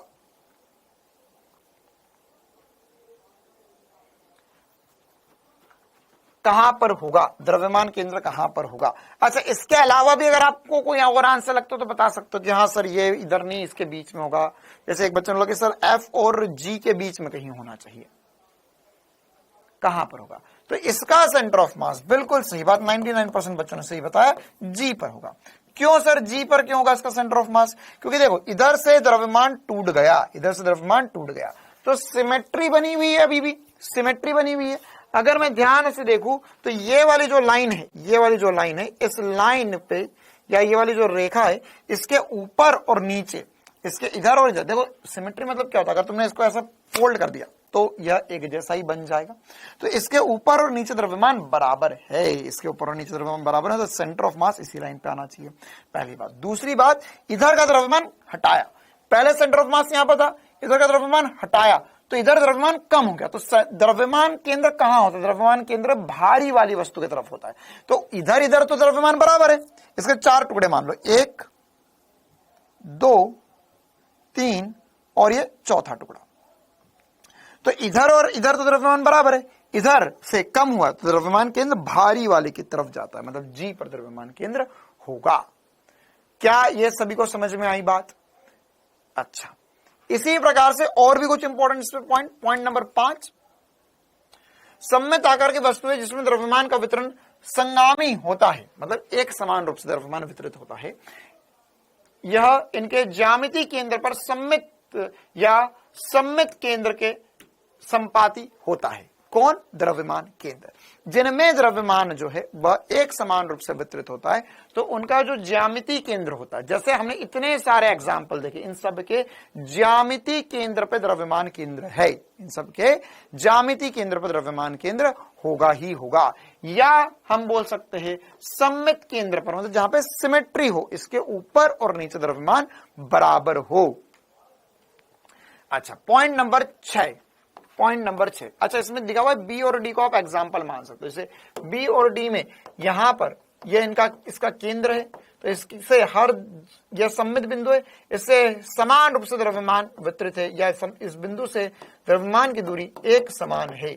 इसी प्रकार से इसका सममित बिंदु या ज्यामितीय केंद्र यहां पर होगा त्रिभुज का। पॉइंट नंबर 6, यदि हम किसी निकाय के टुकड़े के द्रव्यमान केंद्र और उसके द्रव्यमान के बारे में जानते हैं, तो हम टुकड़े को बिंदु कण मानते हुए तथा उन्हें द्रव्यमान केंद्र पर स्थित मानते हुए संयुक्त द्रव्यमान केंद्र प्राप्त कर सकते हैं। इसका क्या तात्पर्य है पॉइंट नंबर 6 का? पॉइंट नंबर 6 जो है वो हम एक एग्जाम्पल से सीखेंगे। किससे सीखेंगे? एक एग्जाम्पल से सीखेंगे पॉइंट नंबर 6। ठीक है, क्या है पॉइंट नंबर 6 का मतलब? पॉइंट नंबर 6 को हम सीखेंगे एक मजेदार से एग्जाम्पल से। मान के चलो मेरे पास यहां पर एक वर्ग है, मेरे पास यहां पर एक वर्ग है, और साथ ही साथ मेरे पास यहां पर एक वृत्त है।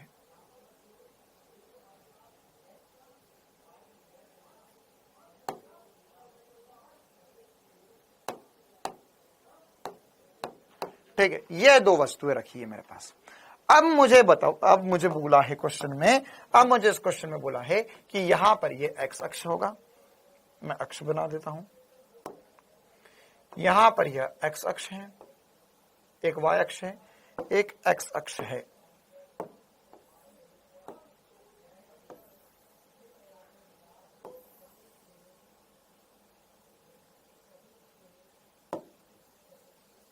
ठीक है, अब मुझे इस निकाय का द्रव्यमान केंद्र ज्ञात करना है। इस निकाय का द्रव्यमान केंद्र ज्ञात करना है। ठीक है, कैसे ज्ञात करेंगे इस निकाय का द्रव्यमान केंद्र? तो अब इस निकाय का द्रव्यमान केंद्र ज्ञात कैसे होगा? सुशांत मिश्रा और डॉक्टर बाय डेस्टिनी, ये पहली बार मैं इस तरह की हरकत फिजिक्स की क्लास में देख रहा हूं, है ना। आज से आप दोनों का कोर्स बंद हो रहा है हमेशा हमेशा के लिए, है ना। पता नहीं दोनों आपस में बात कर रहे हैं, मतलब ये मेरे बहुत बड़ी शॉकिंग बात है। आज तक फिजिक्स की क्लास में ऐसा नहीं हुआ कि कोई दो लोग आपस में बात कर रहे थे।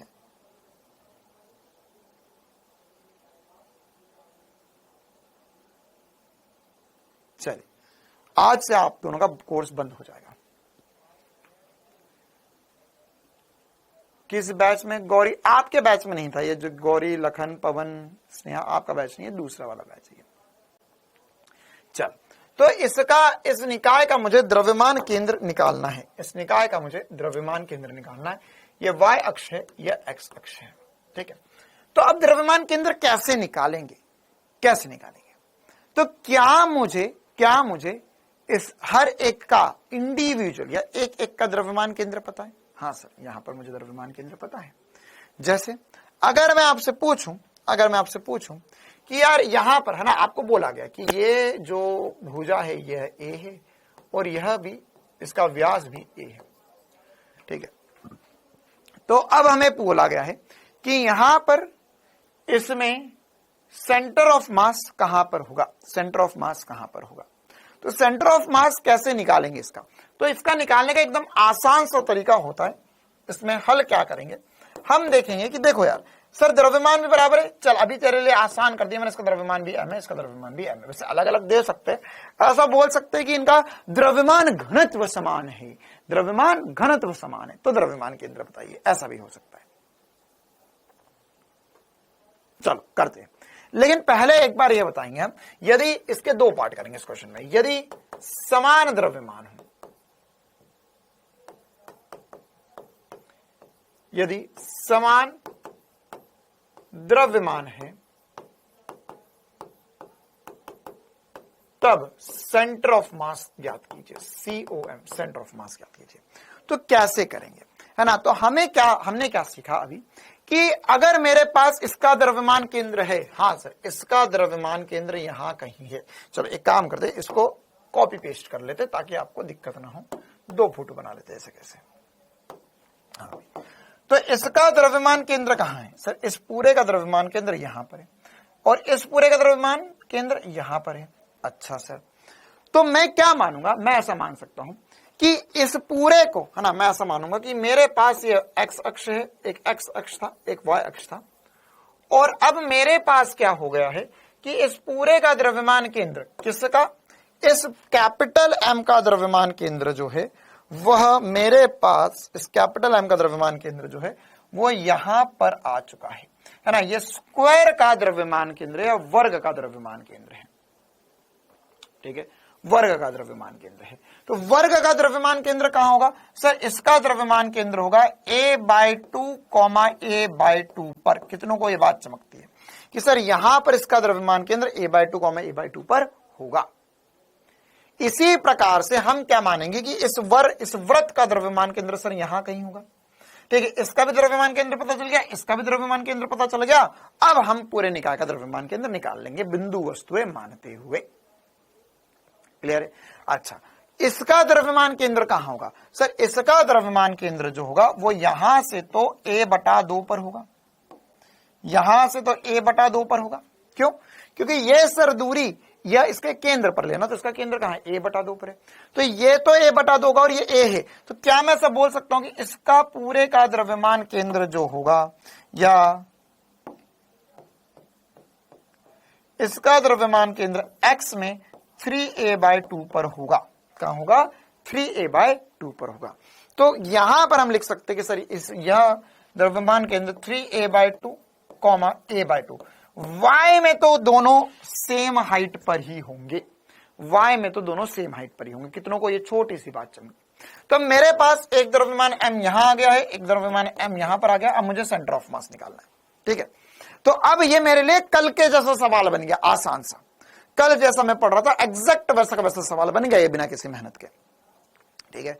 कैसे, मतलब सर ये बिंदु द्रव्यमान है, क्या ये दोनों बिंदु द्रव्यमान एक ही लाइन में है? a/2 कैसे हुआ, नारायण बेटा, है ना, क्या खाता है, ये त्रिज्या होगी ना यार। इसका द्रव्यमान केंद्र कहां होगा, इसके केंद्र पर होगा। तो इसका केंद्र कहां होगा सर, ये पूरी दूरी a है, तो इसका आधा a/2 होगा। अब 3a/2 कैसे हो गया, ये a प्लस 1 में आधा जोड़ा 1.5 आ गया, 3a/2 बन गया। अच्छा, तो अब यहां पर इस पूरे निकाय का द्रव्यमान केंद्र कैसे निकालेंगे। अब आप लगा सकते हो sp स्टार, जो आपने कल की क्लास में सीखा। क्या लगा सकते हो, sp स्टार, जो कल की क्लास में आपने सीखा। या तो इसमें कैसे करोगे आप, या तो आप क्या करो, इसमें एक्सियम वाला पूरा फॉर्मूला लगाओ, या डायरेक्ट कर दो। क्या y में सेंटर ऑफ मास निकालने की जरूरत है? नहीं सर, y में सेंटर ऑफ मास निकालने की जरूरत नहीं है। अच्छा, क्यों? क्योंकि y में तो दोनों एक ही जगह पर है। x में एक द्रव्यमान यहां पर, एक द्रव्यमान यहां पर, तो इनका सेंटर ऑफ मास यहां कहीं आएगा। तो कैसे पता करेंगे, एक्सियम पूरा फॉर्मूला लगा देते एक बार। x दिशा में सेंटर ऑफ मास होगा द्रव्यमान इंटू इसका निर्देशांक a/2 प्लस द्रव्यमान इंटू इसका निर्देशांक 3a/2 बटे में द्रव्यमान प्लस द्रव्यमान, तो m प्लस m 2m हो जाएगा। हाँ, डॉक्टर बाय डेस्टिनी और सुशांत बेटा अब कृपया करके एक भी कमेंट ना करो, क्लास पे ध्यान दो। तो यहां पर क्या होगा, इसका सेंटर ऑफ मास, सर इसको सॉल्व कर सकते हैं हम, बिल्कुल सॉल्व कर सकते हैं। ये हो जाएगा ma/2, ये हो जाएगा 3ma/2, मतलब आधा और 1.5, आधा और 1.5 कितना होता है, 2 होता है। आधा और 1.5 कितना होता है, 2 होता है। तो यहां पर हम इसे जोड़ेंगे तो जाएगा ma, देख ले पहले एक बार, देख ma दोनों में कॉमन ले लिया, यहां पर होगा 1/2 प्लस 3/2 बटे में 2m। तो सॉल्व करके बताओ जरा कितना आ रहा है सर, m से m कट गया, ये आधा और 1.5 जोड़ेंगे तो 2 आ जाएगा, तो हो जाएगा 2a/2, या 2 से भी 2 कट गया, a आ गया। मतलब x दिशा में सेंटर ऑफ मास a पर है और y दिशा में a/2 पर है, ठीक है। तो कितना हो जाएगा, ये हो जाएगा x में a, इस पूरे निकाय का जो आंसर आएगा वो आएगा a/2 है ना। ये तो वैसे टाइम पास में मैंने सॉल्व कर दिया, सॉल्व वैसे करने की कोई जरूरत थी ही नहीं इसको, है ना। क्यों नहीं थी सर सॉल्व करने की जरूरत, पूरा सॉल्व कर लिया, आंसर आ गया, बहुत बढ़िया।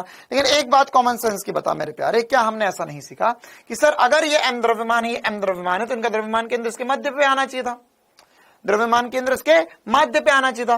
तो ये है a/2, ये है 3a/2, तो इनका माध्य बिंदु क्या होगा सर, ये दूरी में देखो, ये है आधा, ये है 1.5, मतलब ये दूरी इन दोनों के बीच में ए है। अरे ये तो कॉमन सेंस की बात है ना भाई, कि ये वाली दूरी कितनी होगी, यहां से यहां तक की दूरी कितनी होगी सर, ये a/2 होगा, ये a/2 होगा, ये पूरी दूरी a होगी। तो अगर द्रव्यमान सेम है, सेम नहीं होते तो फिर करना पड़ता, लेकिन अगर सेम है तो द्रव्यमान केंद्र इनका यहीं पर ही आएगा। द्रव्यमान केंद्र कहां आएगा, बीच में आएगा। तो इस पूरे निकाय का द्रव्यमान केंद्र यहां पर है। क्लियर है मामला? क्या आप द्रव्यमान केंद्र निकालने में अपने आप को सक्षम समझते हो, है ना? आपको अलग अलग प्रकार के द्रव्यमान वितरण दे दिए जाएंगे। तो ये स्क्वायर दे दिया, एक यहाँ पे मैंने वर्ग दे दिया, एक वर्ग दे दिया, एक ये मैंने एक चकती दे दी। आपको हो सकता है, अभी मैंने आपको क्या बताया, घन वगैरह बनाए, या आपको ऐसा कुछ बना के दे सकता है क्या, कि देखो यार, आपको मैंने बताया अर्धगोलीय कोश, ठोस गोलीय कोश, या अर्धगोलीय ठोस, और यह ठोस शंकु, ऐसा कुछ मिला जुला के सवाल बना दे। कैसा सवाल बना देगा आपको, देखो आपको बोलेगा कि मेरे पास यहां पर एक शंकु है, और ये इसके ऊपर मैंने एक ठोस गोला रखा हुआ है, आइसक्रीम बनाई है। क्या बनाई है, आइसक्रीम। तो इसका द्रव्यमान केंद्र कहां होगा, इसका द्रव्यमान केंद्र कहां होगा, तो कैसे करोगे सर, ये जो शंकु है इसका द्रव्यमान केंद्र निकाल लेंगे। ये खोखले ठोस का द्रव्यमान केंद्र मतलब निकालना क्या, पता ही है हमको, इसका द्रव्यमान केंद्र हमें h/4 पता है, ठोस का 3r/8 है, और उसके बाद में हम बस ये दो द्रव्यमान मिल चुके हैं, तो उसमें फाइनल रिजल्टेंट द्रव्यमान केंद्र जैसे अभी हमने निकाला वैसे निकाल सकते हैं। क्लियर है? तो इस प्रकार से हम पूरा द्रव्यमान केंद्र निकाल सकते हैं।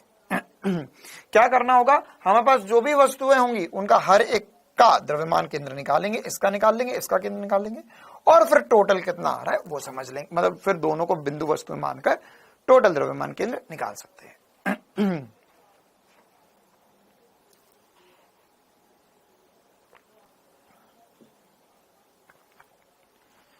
क्लियर है कहानी? अच्छा, ये छठा पॉइंट जो है वो मैंने प्रूव किया। पॉइंट नंबर 7 जो है वो क्या कहना चाह रहा है, द्रव्यमान केंद्र निर्देशांक तंत्र से स्वतंत्र है ना। इसका मतलब क्या, निर्देशांक तंत्र से स्वतंत्र है। कल मैंने आपको एक पॉइंट पढ़ाया था, एक्चुअल में ये वही वाली बात लिखी हुई है। कल मैंने आपको बताया था क्या, कि अगर मेरे पास दो द्रव्यमान है तो उनको उठाकर मैं कहीं भी ले जाऊं, द्रव्यमान केंद्र जो होगा वो द्रव्यमान से दूरी बराबर ही होती है, जितनी पहले थी उतनी ही बाद में होगी। जैसे उदाहरण के लिए किसी वलय का द्रव्यमान केंद्र हमेशा केंद्र पर ही होगा, चाहे वह किसी भी निर्देश तंत्र में हो। किसी भी निर्देश तंत्र में हो कहने का मतलब क्या हो गया, कि वह एक्स अक्ष पे जाए, वाई अक्ष पे जाए, वो त्वरित गति करे, वह एक समान वेग से गति करे, कैसे भी गति करे, उसका द्रव्यमान केंद्र हमेशा वहीं होगा। क्लियर है मामला? आया समझ में इतना? तो ये द्रव्यमान केंद्र को लेकर कुछ महत्वपूर्ण सी बेसिक सी बातें हमें पता होनी चाहिए।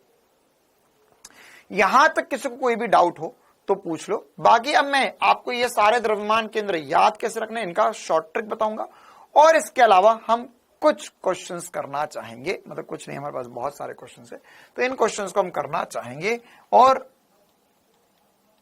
इनके आंसर्स निकालकर हमने जो सब कुछ पढ़ा उसकी और प्रैक्टिस हो जाएगी हमारी।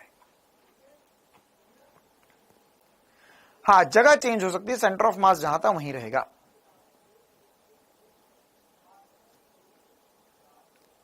अमृता द्विवेदी बिटिया, अभी मैंने आपको काटने वाली बात नहीं पढ़ाई है कि कोई वस्तु को काट दे तो द्रव्यमान केंद्र कहां होता है।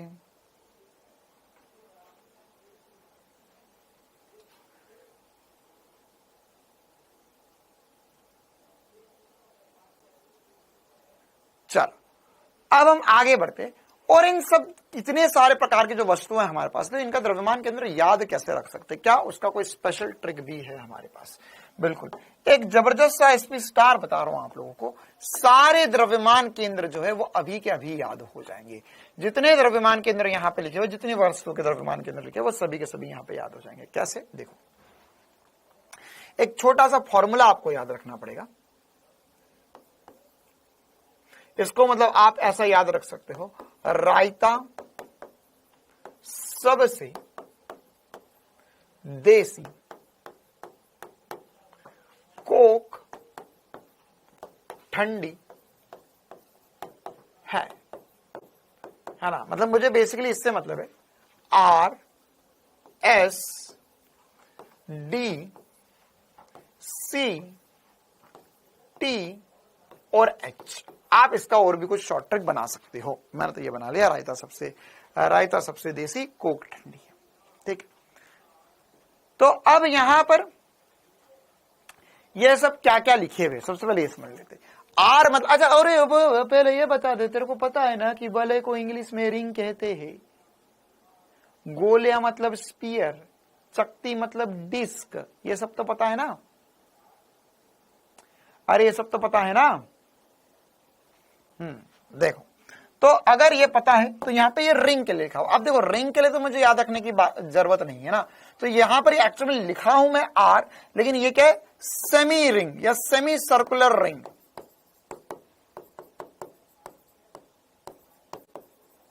सेमी सर्कुलर रिंग मतलब आधी रिंग के लिए, मेन हमारे लिए आधी रिंग याद रखना है। रिंग तो हमें पता है सर, आधी रिंग के लिए याद रखना है। इसी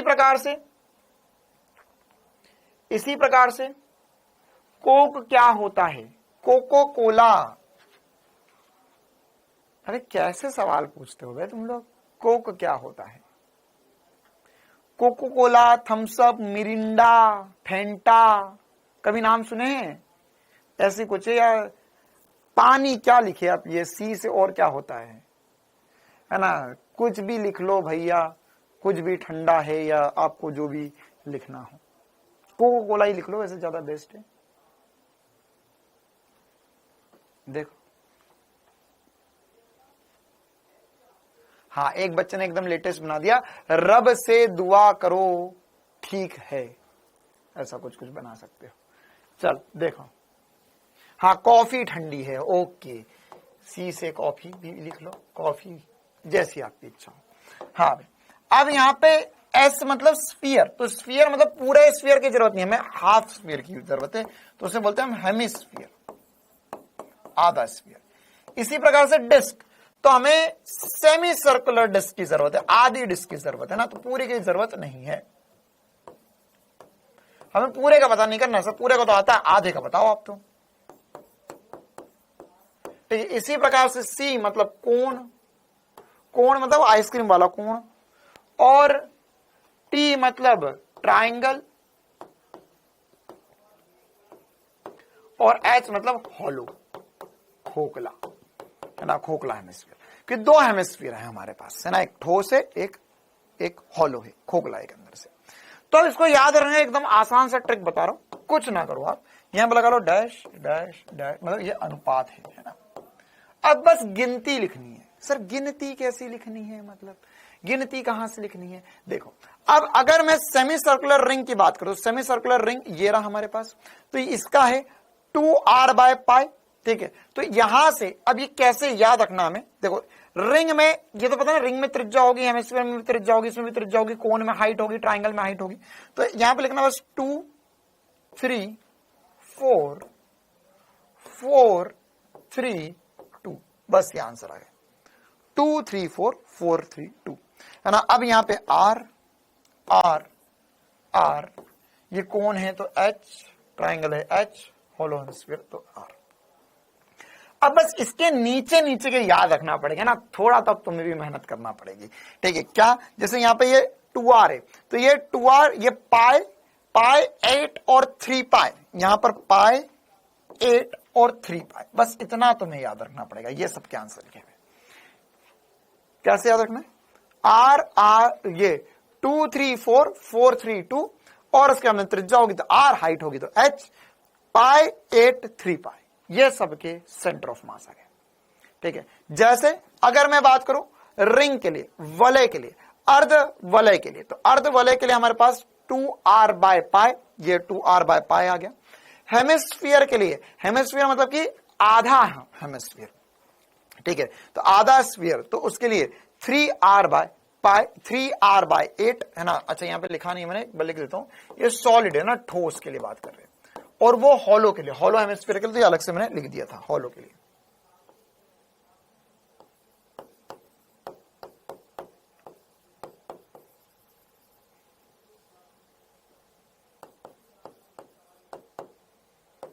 ठीक है, इसी प्रकार से होलो हेमिस्फीयर के लिए r/2, ठोस के लिए 3r/8। तो ठोस के लिए हमने लिखा हुआ यहां पे 3r/8, होलो के लिए r/2। डिस्क के लिए बात कर सकते, डिस्क के लिए क्या होगा, है ना, डिस्क के लिए यहां पे लिखा हुआ है, चकती के लिए 4r/3π, 4r/3π। इसी प्रकार से कोण के लिए हमने बात करी, सर कोण के लिए h/4, तो यह भी यह, अच्छा यहां पे लिख दो सॉलिड के लिए होगा, ये सॉलिड मतलब ठोस, शंकु के लिए h/4 हो जाएगा। इसी प्रकार से त्रिभुज के लिए भी बहुत बच्चों को याद नहीं रहता है, तो h/3 नीचे से, और हॉलो हेमिस्फीयर होगा तो हॉलो हेमिस्फीयर के लिए मैंने आपको अभी बता दिया r/2। ठीक है, तो ये हमारे पास सारे आंसर होंगे। अच्छा, जो ट्राइंगल के लिए होगा वह हॉलो कोण के लिए भी होगा, हॉलो कोण के लिए मतलब कि खोखले शंकु के लिए भी होगा। तो इस ट्रिक की मदद से आप सारे सेंटर ऑफ मास हमेशा के लिए याद रख सकते हो, हमेशा के लिए याद रख सकते हो, बिना किसी समस्या के। क्लियर है मामला? ऊपर से कितना होता है, नीचे से है, तो बेटा नीचे से तो ऊपर से तरह से कोई नहीं पूछेगा कभी, ऊपर से भी पूछे तो माइनस कर लेना r में से। ठीक है, ये सतह पर जहां रखा होगा उससे पूछा जाएगा। क्लियर है मामला? क्या ये सभी को है चमकता? क्या ये SP स्टार सभी को आया है समझ में?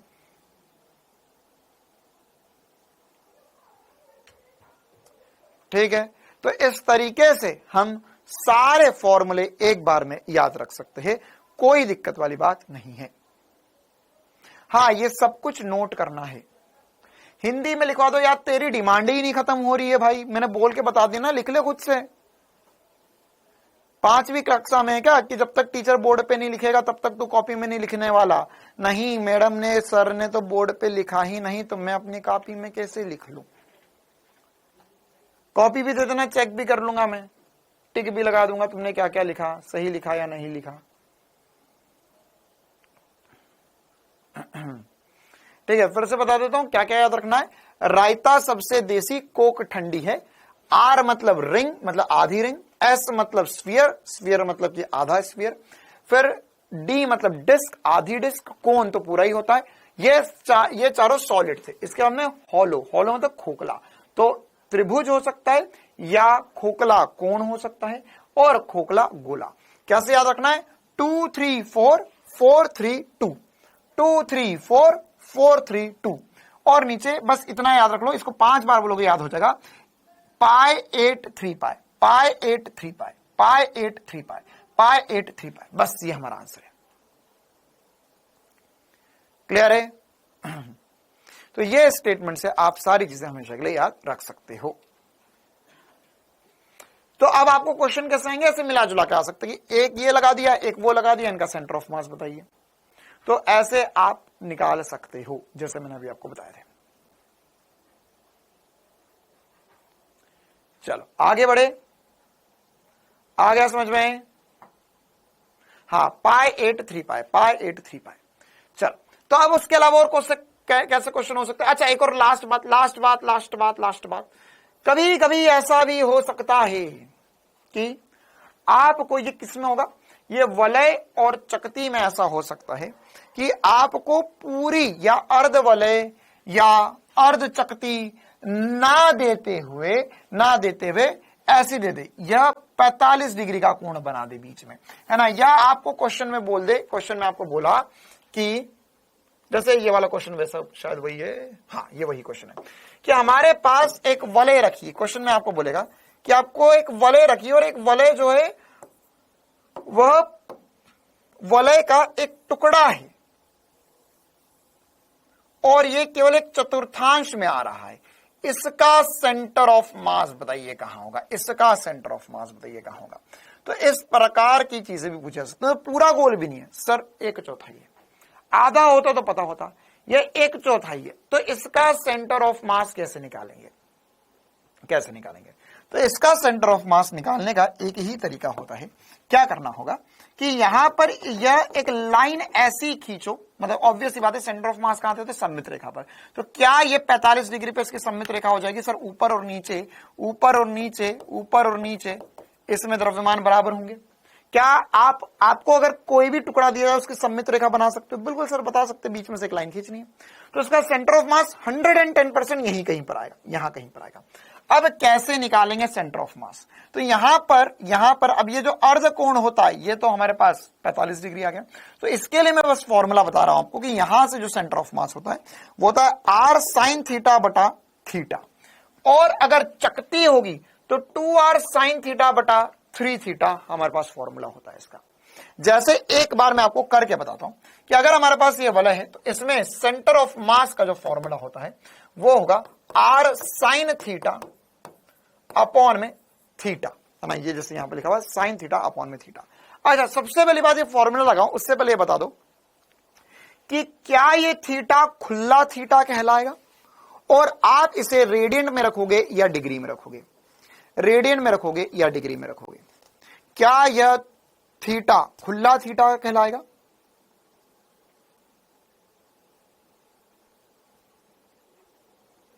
हाँ, और इसे किससे रखेंगे हम? रेडियन में रखेंगे।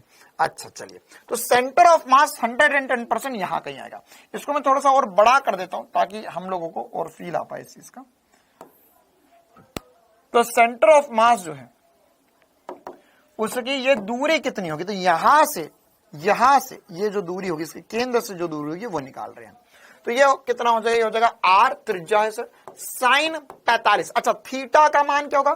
थीटा का मान ये है, पूरा मान नहीं रखना है, आधा मान है ना। अगर मान के चलो पूरा कोण 2 थीटा है तो यहां पर जो वैल्यू रखेंगे वो 45 डिग्री रखेंगे, पूरी वैल्यू नहीं रखेंगे ना। इसमें याद रखने का क्या तरीका है कि ये देखो यहां पर भी हमने जो फॉर्मूला बनाया तो इसमें 2 थीटा पूरा एंगल था, तो यहां पर जो फॉर्मूला रखा जा रहा है उसमें थीटा ही रखा जा रहा है, साइन थीटा बटे में थीटा, साइन थीटा बटे में थीटा। ये सब फॉर्मूले कहां से बन रहे हैं इसमें ज्यादा दिमाग नहीं लगाना है, क्योंकि इसका डेरिवेशन करने जाएंगे तो एक एक दिन एक एक का डेरिवेशन करने में लगेगा। ठीक है, एक एक दिन एक एक का डेरिवेशन करने में लगेगा। मतलब कि अगर मान के चलो आज से हमने डेरिवेशन करना सोचा तो एक हफ्ता लगेगा हमको ये सारे डेरिवेशन खत्म करने में, है ना। इसका डेरिवेशन करने जाएंगे 30-40, मतलब तुमको समझाने में 35-40 मिनट लग जाएंगे। हर एक के डेरिवेशन 30-40 मिनट लगते हैं हर एक को डिराइव करने में। ठीक है, तो उस सब में ना उलझते हुए हम सीधे सीधे इनके फॉर्मूले ही हमेशा ध्यान रखते हैं, है ना। और सीधी बात है, मैं खुद अभी डिराइव करने जाऊंगा तो शायद मैं भूल गया हूंगा, क्यों? क्योंकि मैंने भी बहुत पहले कभी डिराइव करे हुए थे। जैसे वलय का तो आसान होता है, लेकिन चकती का थोड़ा मुश्किल होता है, खोखले और स्पेशली गोलीय कोश वगैरह का तो और डिफिकल्ट होता है, अर्धगोलीय ठोस का और डिफिकल्ट होता है। तो ये शायद मैं ही भूल गया हूँ, मैं नहीं डिराइव कर पाऊं, मैं ही अटक जाऊं बीच में। ठीक है, तो इन सब में हमें उलझने की जरूरत नहीं है, हमें कभी काम नहीं आने वाले हैं। चलिए, तो अब यहां पर नहीं, एक बच्चा बार बोला सर डेरिवेशन कर दो, डेरिवेशन कर। अभी क्या करेगा डेरिवेशन का, है ना। r sin थीटा बटा थीटा। अगर तेरे तू डेरिवेशन बार बार इसलिए कमेंट कर रहा है कि सर को आता नहीं आता, तो सर को नहीं आता मेरे को इसे डिराइव करते। ठीक है, ऑब्वियस सी बात है, मैं भी इसको डिराइव करूंगा तो शायद मुझे डेरिवेशन के बाद देखना पड़ेगा, या डिराइव करूंगा तो मैं सोचूंगा अच्छा यार ये स्टेप करूं फिर ये स्टेप करूं, एकदम फ्लो में नहीं हो पाएगा। क्यों? क्योंकि ये डेरिवेशन मैंने भी सालों पहले कभी किए थे, और इसकी अब नीट पहले जरूरत बहुत पहले जब जे एडवांस वगैरह में या मेंस वगैरह में एक आधे का डेरिवेशन बता देते थे,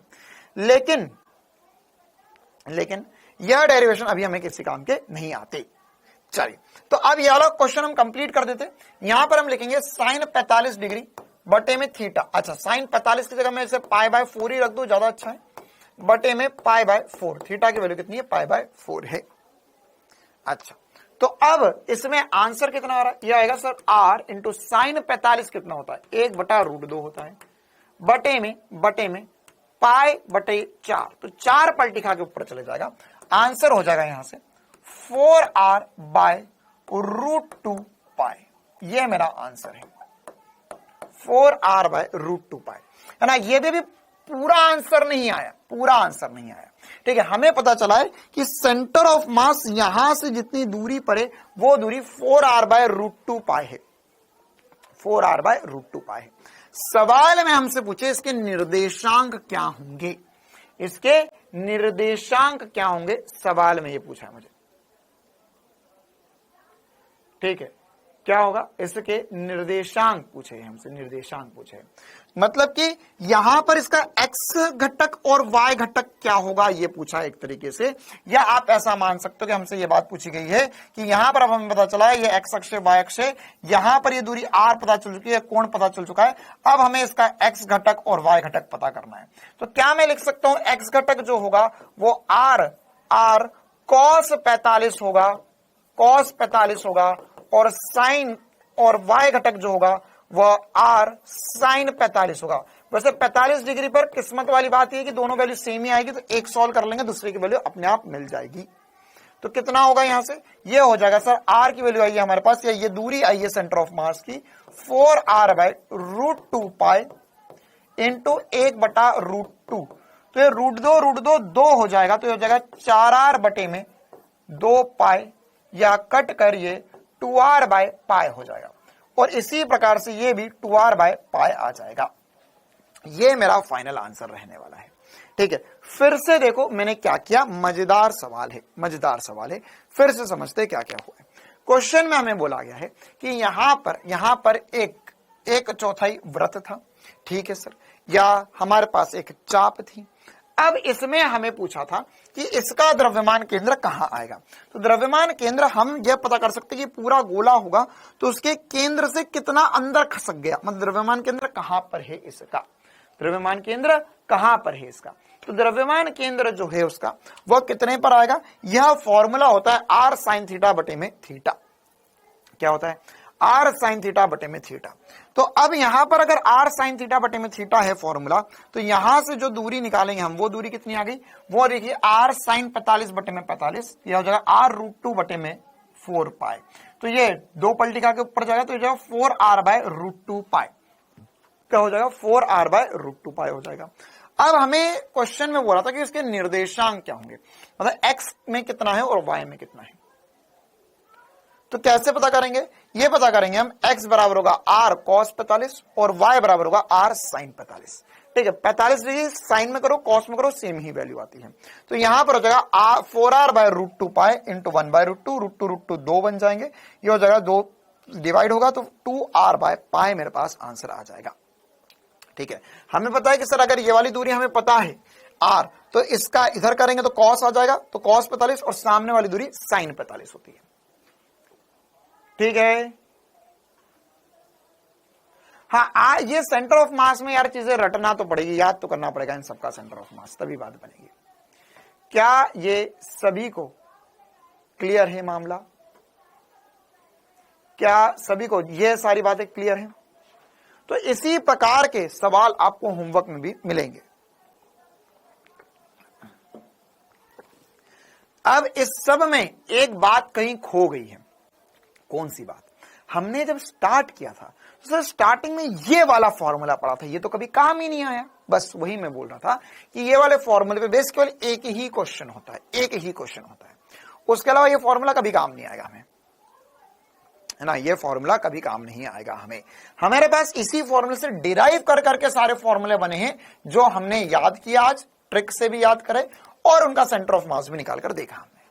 ठीक है, तो कल मैं इस पे और क्वेश्चंस प्रैक्टिस करवाऊंगा, लेकिन जाने से पहले एक और क्वेश्चन मैं करवाना चाहता हूं आपको, जिस क्वेश्चन में हमें इंटीग्रेशन का यूज होगा, या सीधे सीधे हमें सेंटर ऑफ मास नहीं निकाल पाएंगे, हमें फॉर्मूला लगा के डिराइव करना होगा।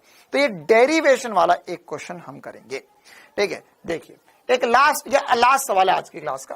क्वेश्चन में बोला है यदि L लंबाई की छड़ का रेखीय घनत्व मतलब लैम्डा दिया हुआ है, मतलब अब ये एक ऐसी रॉड है जिसमें आगे बढ़ने पर द्रव्यमान बढ़ता जा रहा है। देखिए x बढ़ाएंगे तो घनत्व बढ़ता जाएगा, मतलब ये जो रॉड है वो कुछ ऐसी रॉड है कि इसमें आगे बढ़ने पर द्रव्यमान ज्यादा है। जैसे बेसबॉल का डंडा अगर आपने देखा हो कभी, तो उसमें हत्थे पे द्रव्यमान कम होता है, नीचे की तरफ द्रव्यमान ज्यादा होता है। क्रिकेट का बैट, तो उसमें नीचे की तरफ द्रव्यमान ज्यादा होता है, ऊपर की तरफ द्रव्यमान कम होता है। ठीक है, तो ऐसे ही कुछ क्वेश्चन में बोला गया है। तो हमें बोला है लैम्डा बराबर a प्लस बी एक्स, ए की वैल्यू बी की वैल्यू हो सकता है क्वेश्चन में दे, या फिर ऐसा कैसा दे सकते हैं। होमवर्क में एक क्वेश्चन में दूंगा आपको जिसमें लिखा होगा 5 + x, तो इसको सॉल्व करना और इसको सॉल्व करना एक ही बात है। तो अब आपको बताना है कि द्रव्यमान केंद्र की स्थिति की गणना कीजिए जहां x किसी एक सिरे से दूरी है। तो कैसे करेंगे हम सॉल्व इस क्वेश्चन को?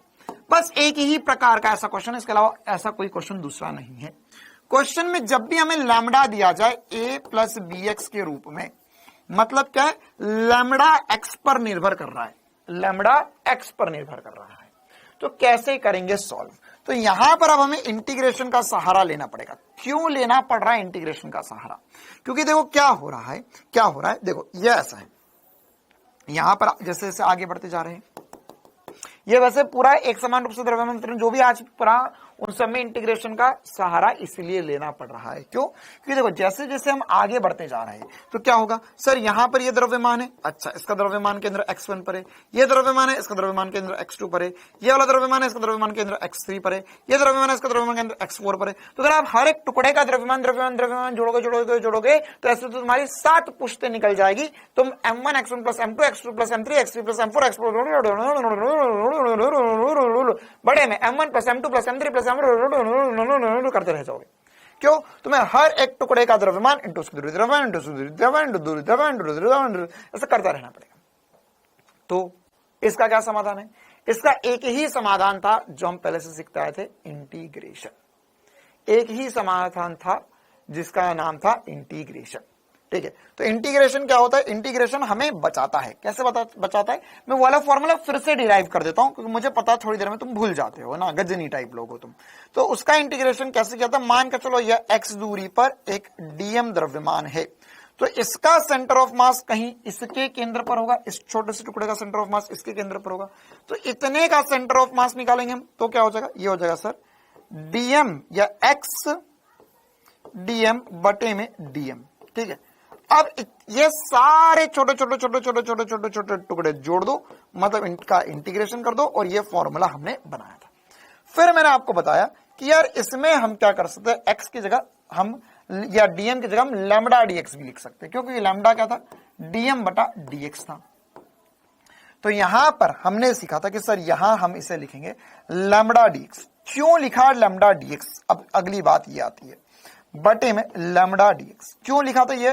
क्योंकि हमें डीएम जो है वो नहीं पता, हमें लैम्डा पता है, और लैम्डा एक्स के पदों में है, एक्स के पदों में है। तो यहां पर हम याद नहीं रख सकते या हम निकाल नहीं सकते सर कि डीएम की वैल्यू क्या आएगी। डीएम की वैल्यू तो सर जैसे टुकड़े उसके हिसाब से वेरी करेगी। तो इसको आसान बनाने के लिए हमने क्या किया, इसको आसान बनाने के लिए डीएम की जगह हमने लिख दिया लैम्डा डीएक्स। अब लैम्डा क्या है? लैम्डा है ये रहा। तो इसको अब हम सॉल्व करेंगे आगे। तो एक्सीएम जो हो जाएगा वो बनेगा integration x into lambda, lambda होगा a plus b x d x upon में integration a plus b x d x का इंटीग्रेशन। इस पूरे को इंटीग्रेट करके हम आंसर लाएंगे। अब से पहले ये x को अंदर मल्टीप्लाई कर लो, तो ये हो जाएगा ax plus b x square का इंटीग्रेशन बटे में a प्लस बी एक्स का इंटीग्रेशन। ये इंटीग्रेशन करना है हमें। ठीक है, तो a के आगे x है, इसका इंटीग्रेशन होगा, तो क्या होगा? अरे यार भाई, एक बच्चे का बहुत ही गजब डाउट आया है, ये तो मैंने कभी सोचा भी नहीं था। एक बच्चे ने बोला सर ये गजनी कौन है, ये बता दो, आप हमेशा बोलते रहते हो। अच्छा, तुम लोगों ने एक पिक्चर नहीं देखी होगी, है ना? एक पिक्चर आई थी, एक जाके ट्रेलर देखना उस पिक्चर का, है ना? गजनी लिखना यूट्यूब पे, गजनी, है ना? देखी किसी ने गजनी पिक्चर देखी है? कितनों ने गजनी पिक्चर देखी है ना? एक पिक्चर गजनी थी आमिर खान की, उसमें उसको एक बीमारी होती है ना? मतलब उसकी कुछ लड़ाई वड़ाई हो जाती है किसी लड़की वड़की के चक्कर में, तो उसके सर पे कोई लोग रॉड मार देते हैं, तो उसको एक बीमारी हो जाती है। उस बीमारी में क्या होता है, वो हर 15 मिनट में भूल जाता है वो क्या कर रहा था, है ना? मतलब लिख लिख के रखता, हर चीज लिख के रखता, हर चीज पूरा घर भरा हुआ होता है, हर चीज कुछ ना कुछ लिखी हुई रहती है ना? वो हर 15 मिनट भूल जाता वो क्या कर रहा था, वो करते करते भूल जाता है मैं क्या कर रहा था, क्यों कर रहा था। देखो, तो अब यहां पर इंटीग्रेशन करते हैं इसका। डाउट तो सही पूछा इस लड़के ने, सर गजनी था कौन? देखो, तो अब यहां पर इसका इंटीग्रेशन होगा, तो ये ए एक्स स्क्वायर बटे में 2 प्लस बी एक्स क्यूब बटे में 3 हो जाएगा। इस पूरे के बटे में थोड़ा डिफिकल्ट होता है मुझे पता है ये, इस पूरे के बटे में ax, यहां पर कुछ नहीं तो x आ गया और यहां पर b x स्क्वायर बटे में 2 हो गया इंटीग्रेशन के बाद। तो यह सेंटर ऑफ मास आया है, ठीक है। लेकिन अब यहां पर रॉड की लंबाई कहां से कहां तक होती है, 0 से l तक, क्योंकि l के पदों में आंसर निकालना है हमें, तो l लंबाई की रॉड है। तो रॉड कहां से शुरू हो रही है सर, 0 से l तक। बी एक्स स्क्वायर कैसे आया बेटा, यहां पर ये x का मल्टीप्लाई a में करा, ये x का मल्टीप्लाई बी एक्स में करा, तो ax plus b x square हो गया। अब यहां पर l रखो तो कितना हो जाएगा, ये हो जाएगा a l स्क्वायर बटे में 2 प्लस b l क्यूब बटे में 3, इस पूरे के बटे में आएगा a l plus b l square बटे में 2, ठीक है। इसका एलसीएम लेके सॉल्व कर सकते हो जैसी आपकी श्रद्धा भक्ति। तो क्या होगा यहां पर इसमें एलसीएम आएगा, देखो इस पूरे में से एक एल कॉमन आ रहा है, ठीक है। तो यहां से एक एल कॉमन ले लिया और अंदर बचा ए एल बटे में 2 प्लस बी, मुझे पता है आधे को तो प्राण सूख गए, आधे बस कामना कर रहे ये भैया क्लास एंड करके जाते क्यों नहीं है, आज पूरी जान ही निकल जाएगी मेरी, तो क्योंकि इनके आज आ गया थोड़ा गणित जिंदगी में, है ना। तो इसीलिए इंतजार कर रहे बहुत देर से 7:15 बजने का, है ना, और 7:15 से 1 मिनट ऊपर भी हो गया, फिर भी सवाल खत्म नहीं हुआ है। ये ax फिर अभी बताया बेटा, ax का इंटीग्रेशन ax स्क्वायर बटा 2 होता है, bx स्क्वायर का इंटीग्रेशन bx क्यूब बटा 3 होता है। इसी प्रकार से सबके इंटीग्रेशन करे हैं मैंने। तो यहां पर क्या होता है, ये एल से एल कट गया, अब इसका एलसीएम ले लो, है ना। वैसे ये भी आंसर है, चाहो तो ठीक है, वरना एलसीएम भी लेकर सॉल्व कर सकते हो। मैंने जानबूझ के सबसे डिफिकल्ट वाला सवाल लिया है इसमें, ठीक है, क्योंकि यहां पर वो वाला थोड़ा इजी है, उसमें सीधे सीधे वैल्यू रखोगे आंसर आएगा, लेकिन ये थोड़ा सा डिफिकल्ट है। तो यहां पर ये इसको सॉल्व कर लो तो ऊपर वाले का एलसीएम आ जाएगा 6 और ये हो जाएगा 3al प्लस 2bl स्क्वायर पूरे के बटे में 6 और ये 2a प्लस bl पूरे के बटे में 2 और ये कटेगा 3 आ जाएगा, तो फाइनल आंसर हो जाएगा 3al प्लस 2bl स्क्वायर बटे में 3 इंटू 2a प्लस bl, ये आंसर होगा, ये आंसर है, ठीक है। एलसीएम लेके मैंने सॉल्व किया है। 0 से l कैसे हुआ बेटा, 0 से l इसलिए हुआ क्योंकि एक रॉड है, तो इस रॉड की लंबाई कहां से कहां तक हो सकती है सर, ये रॉड कहां से शुरू होगी, x बराबर 0 से शुरू होगी, x बराबर l तक जाएगी, तो इसलिए 0 से l तक इंटीग्रेट करा। सुयश कुमार, ठीक है बेटा, मैंने आपका कमेंट पढ़ लिया, ठीक है मामला, थोड़ा थोड़ा ठीक है।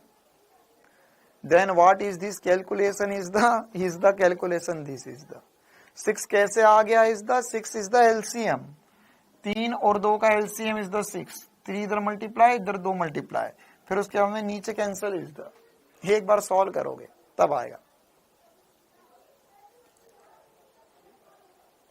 फैजली आलम बेटा वो हम अगली बार बता देंगे। गजनी टकला था, हाँ गजनी टकला था बिल्कुल।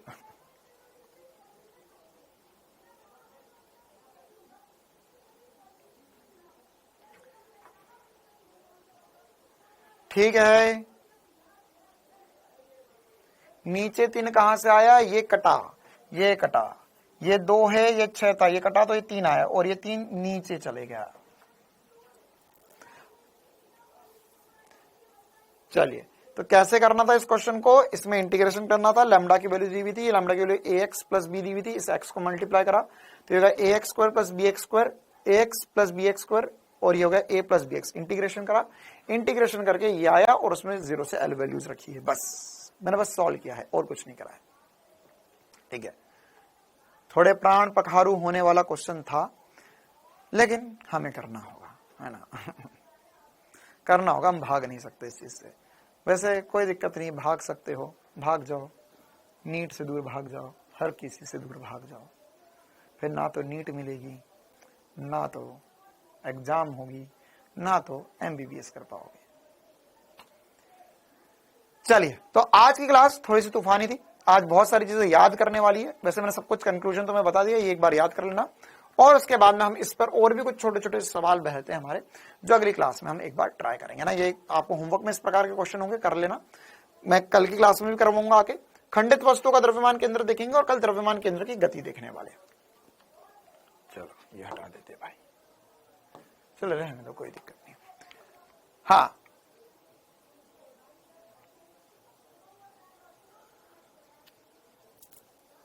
कोई आरंभ बैच का सब्सक्रिप्शन मांग रहा है तो तू किसी और का सब्सक्रिप्शन दे देगा तो तुम कैसे पढ़ोगे भाई?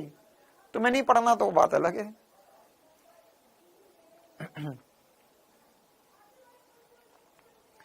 चलिए, तो आज की क्लास हम इतनी रखते हैं। हम मिलेंगे कल इसी टाइम पर, जिसमें हम इस चैप्टर के आगे और चर्चा करेंगे। तो इतना बड़ा एक बार रिवाइज करना। मिलते हैं अगली क्लास में। Thank you, tata, bye bye.